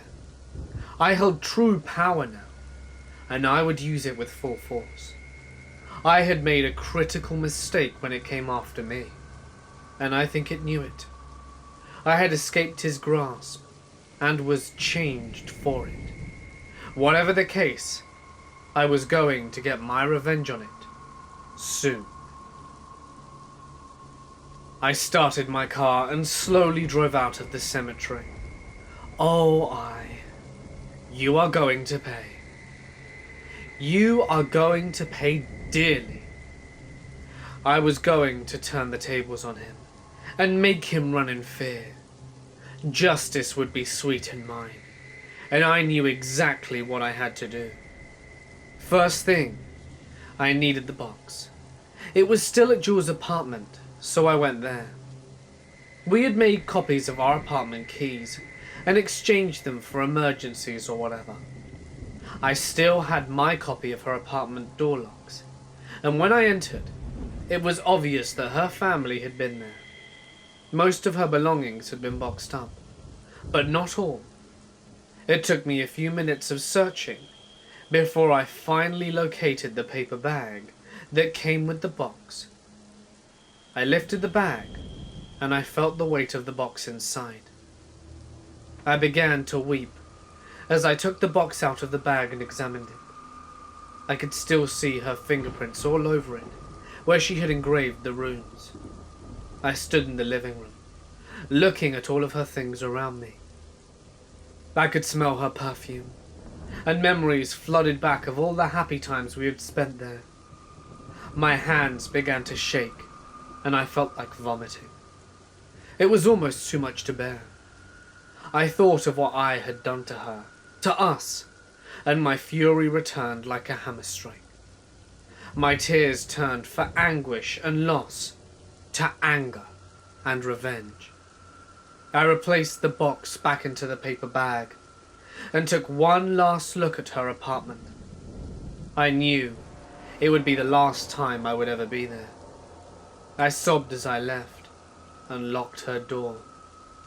I slid her key under the door, turned around, and walked back to my car.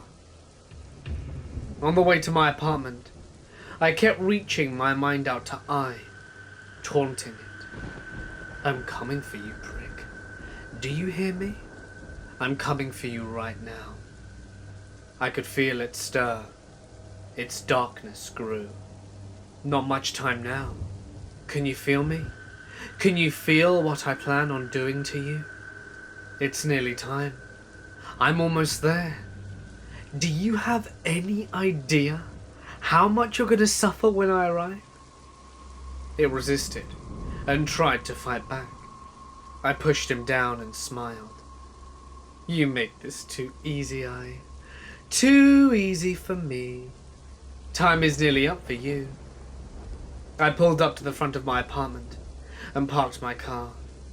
I could see the lights in my apartment were off, plunging it into darkness. It was nighttime now, and still raining heavily. Time's up, arsehole. I'm here. You're too late. Time to pay the piper. It angrily shot back at me.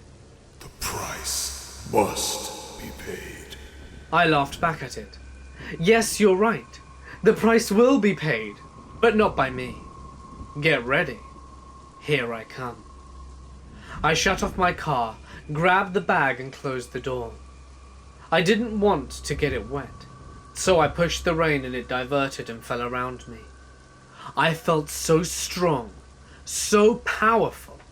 I could sense my power growing by the second. Being this close to I brought my strength up to full. It was the source, but I was the weapon. I was giddy with excitement at the fight about to begin.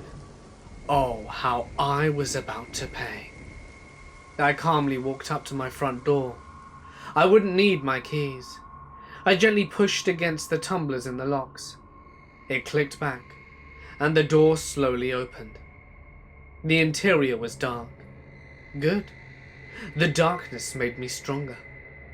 And as I walked inside, I could feel a sort of pressure, as if the air was dank, like a warm soup. It was heavy and oppressive, and I closed the door and locked it with my mind. I sat the bag down on the floor next to my sofa. Even without the lights, I could see I had been busy. He had ripped all of my belongings to pieces. There were claw marks everywhere. Pieces of everything I owned were strewn about the place, and I couldn't care less. It could all be replaced, but Jules and Jojo could not. Aye, come out and play. I've missed you so much. For a moment, I didn't hear or see a thing. It was hot and humid, and I began to sweat. Come out, pretty girl. Come out and play with me. I suddenly heard the whispers. There you are. It's been too long. Are you ready? I couldn't locate it, but it was with me here, somewhere. Shit! It was behind me. Before I could turn around, it hit me in the back. Hard. I literally flew across the living room down the hallway and slammed into the far wall of my bedroom. My body cratered the wall.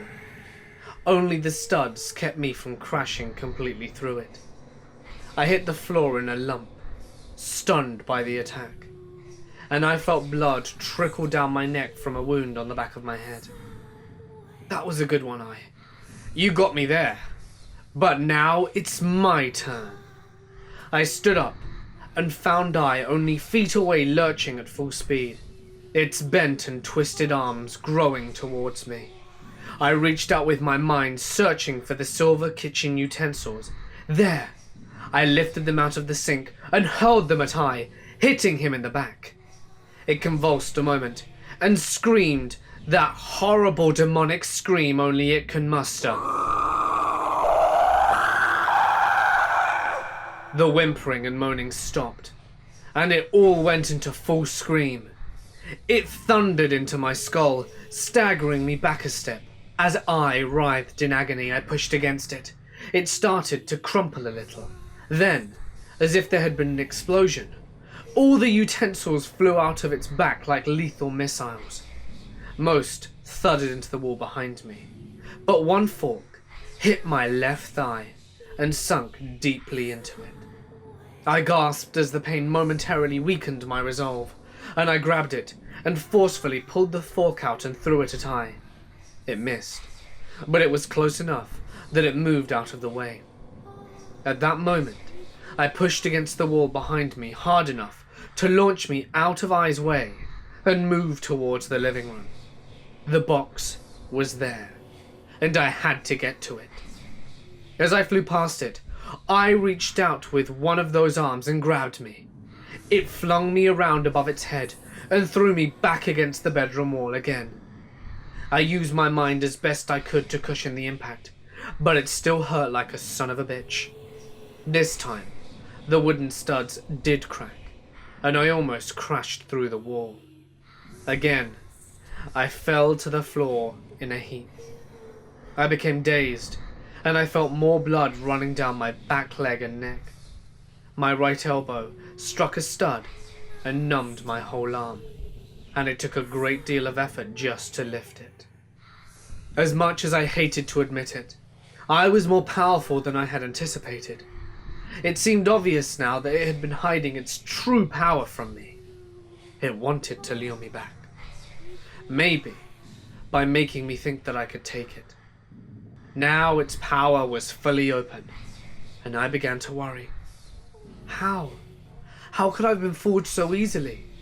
Did I know this whole time what was happening to me in my mind? Probably. It was quickly becoming apparent to me that this fight was no way near even.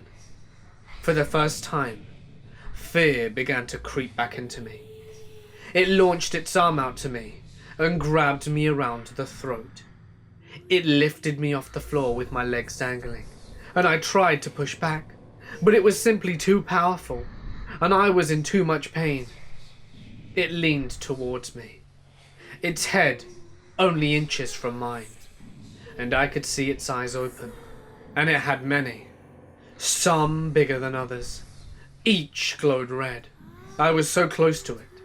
I could see a red fire dancing in each eye. Then it began to open its mouth. It kept opening and opening, 1 inch, then 2, then 6, then a full foot wide and growing. Inside, its grotesque maw, where teeth would normally be. I could see dozens of those worm-like tentacles dancing around inside. They moved with hungry excitement. Just behind them was a red, hellish fire. The heat washed over me like a star, and the smell of death made me gag. As it opened its mouth wider and wider, it said to me in my mind, "The price must be paid." The tentacles moved towards my face. When they touched, they burrowed deep into my flesh. I could feel the icy coldness wriggle under my skin and through the muscle underneath. I convulsed in complete agony. I tried to scream but managed nothing but a single wet gurgle. I could see the tentacles come out of my eyes, mouth and nose. This is it, I thought. I failed you, Jules. Suddenly, I was back in Jules' apartment. We were lying in bed together, both of us naked. I was slowly tracing my fingers over her body, caressing her softly. I moved her legs apart, and she moaned as I entered her. We made love. Her body moved in my rhythm, and it was passionate and loving. We kissed deeply as we both climaxed in unison, and we continued to kiss until she placed both her hands on each side of my head and looked at me dead in the eyes and said, "Stephen, now!" I blinked in surprise. I was back in my bedroom, awash in total agony. I was there before me, absorbing me. Oh God, yes. I could feel my energy being drained from me. I felt cold and more weak than I had ever known. So delicious. I had begun to envelop me, and would be completely around me in seconds. I didn't have much time left at all. Meat. I lifted my left arm and focused every atom of energy I had left. I could see in my mind's eye the paper bag in the living room. Oh God, yes, he is finally ours at last. It twitched, and I pulled. The bag started to slide in my direction. Then the leading edge caught the carpet, and it flipped it over on its side. I screamed in my mind and pulled it with all my might, and then the silver box leapt from the paper bag and flew out across the living room and into my bedroom. So delicious. I was too focused on me to notice, and the box landed in my hand, and I flipped it open. I, sensing the silver near it, withered and released me. I dropped to the floor on my ass, still desperately clutching the box. I screamed in terror, and the runes that Jules had carved on the surface began to glow blue. Tiny sparks danced around the edges of the runes, as they began to change shape before my very eyes. The runes would change into a different shape, pulse a bright electric blue, then change shape again. It followed this pattern over and over. The box began to vibrate madly, and it took great effort just to hold it in. I was desperately trying to get away from it, and the air around the room started to shift. It was as if someone had turned on a ceiling fan, and air began to flow into the box. Stronger and stronger it became. My hair was now whipping in the breeze, the dark fog-like mist coming off I being drowned into the box.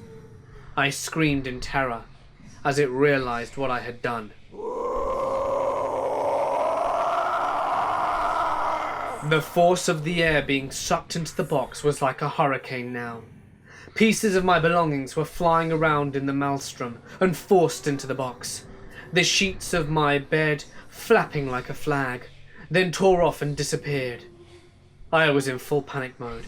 Its legs were stretched out across the room being pulled in. He clawed at the walls in fear, trying to escape, and I noticed small points of light appearing from his body and floating towards the ceiling. There were dozens of them. They appeared to be unaffected by the wind, and they slowly rose up and disappeared into the ceiling. At the same time, ghostly images of people were being pulled out of I and forced into the box as well. One looked dressed in medieval garb with a beard. He tried to resist the box, but his upper body and head stretched inwards and fell in. Another looked like a Roman soldier. He too fought against it but lost the struggle and was pulled in. More and more of these people were pulled out of I, each struggling but failed. Men and women from all ages through time lost their battle to stay out of the box. They screamed, snarled, and pleaded and cried as each were pulled in mercilessly. I himself was losing as well. Its legs were gone inside the box, and as was most of its body. It was furiously trying to stay out of it, its mouth gaping feet wide, and its eyes glowing a dreadful dread. It screamed and screamed, its claws destroying the wall near the bedroom door, as pieces of drywall and shredded wood were sucked in. There were more of those tiny floating orbs. They lit the entire room in a warm glow, and grotesque shadows were cast onto the walls and floor from the light. They appeared to be calm, unnoticed by the chaos taking place. It was then that the box started to grow cold. Damn cold. I could see frost growing along the edges of the box. Then it engulfed the entire box. My fingers grew numb from the intense chill, and ice from the frost met my fingers and began to form on them too. The ice crystals grew bigger and bigger as they formed along my fingers and into my hand. It was a force of will to keep my grip on the box, and the vibrations flowing into my hand became more and more violent, and my arms started to shake with effort. The runes kept changing and glowing blue. I couldn't hold onto the box much longer. I yelled in frustration, and I was almost completely inside the box now, its arms stretched all the way across the bedroom. The force of the box was pulling its claws along the walls and leaving deep, ragged ruts in the drywall. It crashed and convulsed, thrashing about. And just as I thought I could hold the box no longer, the wall beneath I's claws finally crumbled into dust, and he was fully pulled in, screaming dreadfully.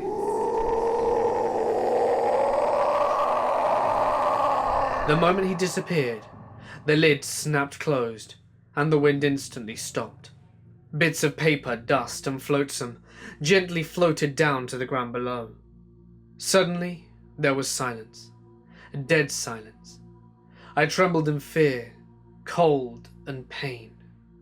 But I had held onto the box. The figure of the little girl on the lid slowly began to turn and dance as delicate music played from inside. It started on its own, without being wound up. Slowly, it spun and twirled, and the music was the only sound in the room, and I watched it for a while. I then noticed two glowing orbs floating noiselessly in front of me. As they hovered, they began to expand. One grew into the form of an animal, one into the shape of the person. Ever so slowly, The animal one focused into a dog. It was Jojo! The second one. Could it be? Yes, it was Jules! Oh God almighty, Jules! She looked splendid. Better than I had ever seen her. She absolutely glowed. And she was smiling at me. And Jojo pawed at the air.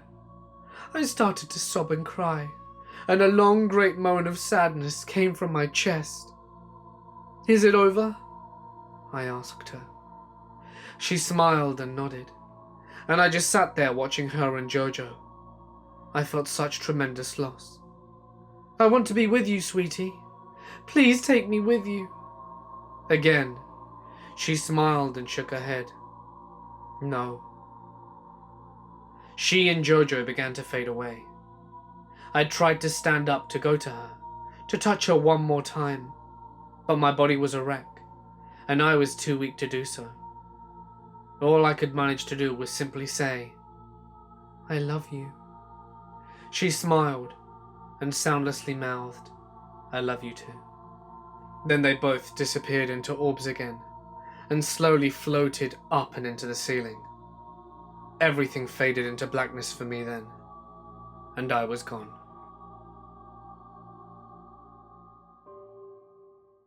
It has been nearly 1 year since that night. A lot has happened in that time.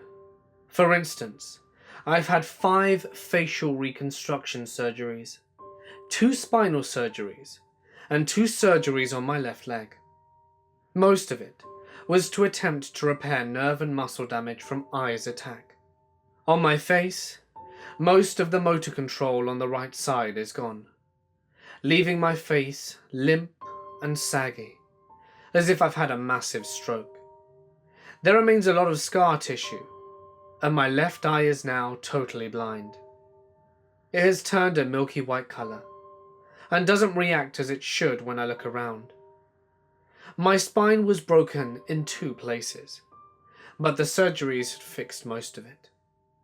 The 2 sections have been fused together, so that they are able to support my weight, although my mobility has suffered greatly. My left leg has some nerve damage, but it's still useful only if I walk on it with a cane. I have to take medication to be able to control the constant pain. No amount of surgery could stop that, unfortunately. Doctors told me that I've lost about 20% of my sense of smell and taste. And despite all of this, I am still grateful to be alive. Things could have turned out much worse for me. During my recovery, I've had a lot of time to think and ponder about it all. Most of my questions I will never find answers for, but some I believe I have. When I was being consumed by I believe Jules somehow reached out to me and took me away from the agony for a little while when we made love. It was so real, so believable, that it was a shock when I returned to reality. I think she took me away so I wouldn't feel the pain of being consumed, or else I wouldn't have had the state of mind to get the box and open it. I can't prove this, of course, but I do believe it to be true. As for why Jules got out of bed at 3 in the morning, is still a bit of a mystery for me. The best I can come up with is this. When I was asleep, I was completely vulnerable. I had just established his link with me, so it could have been easy for him to pass into me at that point, since I was unable to resist. Jules was curled up in bed touching me, and I believe I was able to move control of me to her at that time. Jules getting out of bed and driving herself to my apartment would have been impossible. I know she would have never done that. Once again, I believe I was using Jules to lure me back. My powers have also left me. I suppose being linked to I, as I was, the power came from him. But after he was imprisoned in the box, that link was severed, and I lost it. Well, most of it anyway. I can still sense some things, like people's auras or emotions, and I can also feel and sometimes see ghostly apparitions at times, making me believe I haven't lost all of the power. That's fine with me. During the times when I used the power, I felt as if I was slipping into something dark. A part of me wanted to create pain or gain revenge, and that is not who I am, or ever was. So I can't say I missed the power too much. And lastly, the orbs I saw come out of I believe this to be all the innocent souls it had consumed, since Jules and Jojo both appeared to me as orbs, and I believe this to be true as well. At least, they are finally free of I, and have found peace. I also disposed of the silver box with I in it. I needed to find a place to bury it without anyone ever digging it up, so I decided to bury it in a place called Long Hunter State Park. I took the box with a little girl still dancing on top of it, encased it in concrete, and buried it deep in the forest surrounding the park. It should be safe there for many, many years to come. It took so much out of me to dispose of the box, but it was worth it. I don't know how to get I back to the hell in which it came from, so burying it seemed my best opinion. I did take GPS measurements of the site, so if I ever have to go back and find it, I can. I buried it deep enough so that no one could hear the music playing out of it, which of course never stopped, even encased in concrete. As for Jess, well, she's disappeared. I have several locations of where she could have fled to. All of them are out west in Arizona and New Mexico, so I am currently on my way out there to track her down. I have decided to give her one singular chance to redeem herself, despite all the harm and tragedy she has caused. I believe in forgiveness. Jules would have wanted me to do this. I plan on telling Jess everything that has happened, and to plead with her to never try and raise anything again. If she refuses, then I will kill her on the spot. I have no choice. I will not allow her to bring another eye up from the depths again. I have a right to do this, I think. And it's much more than she deserves, really. Oh, and one more thing. I finally discovered what the song from the box was when it was wound up. It took me a while, but it's London Bridge is Falling Down. Go figure.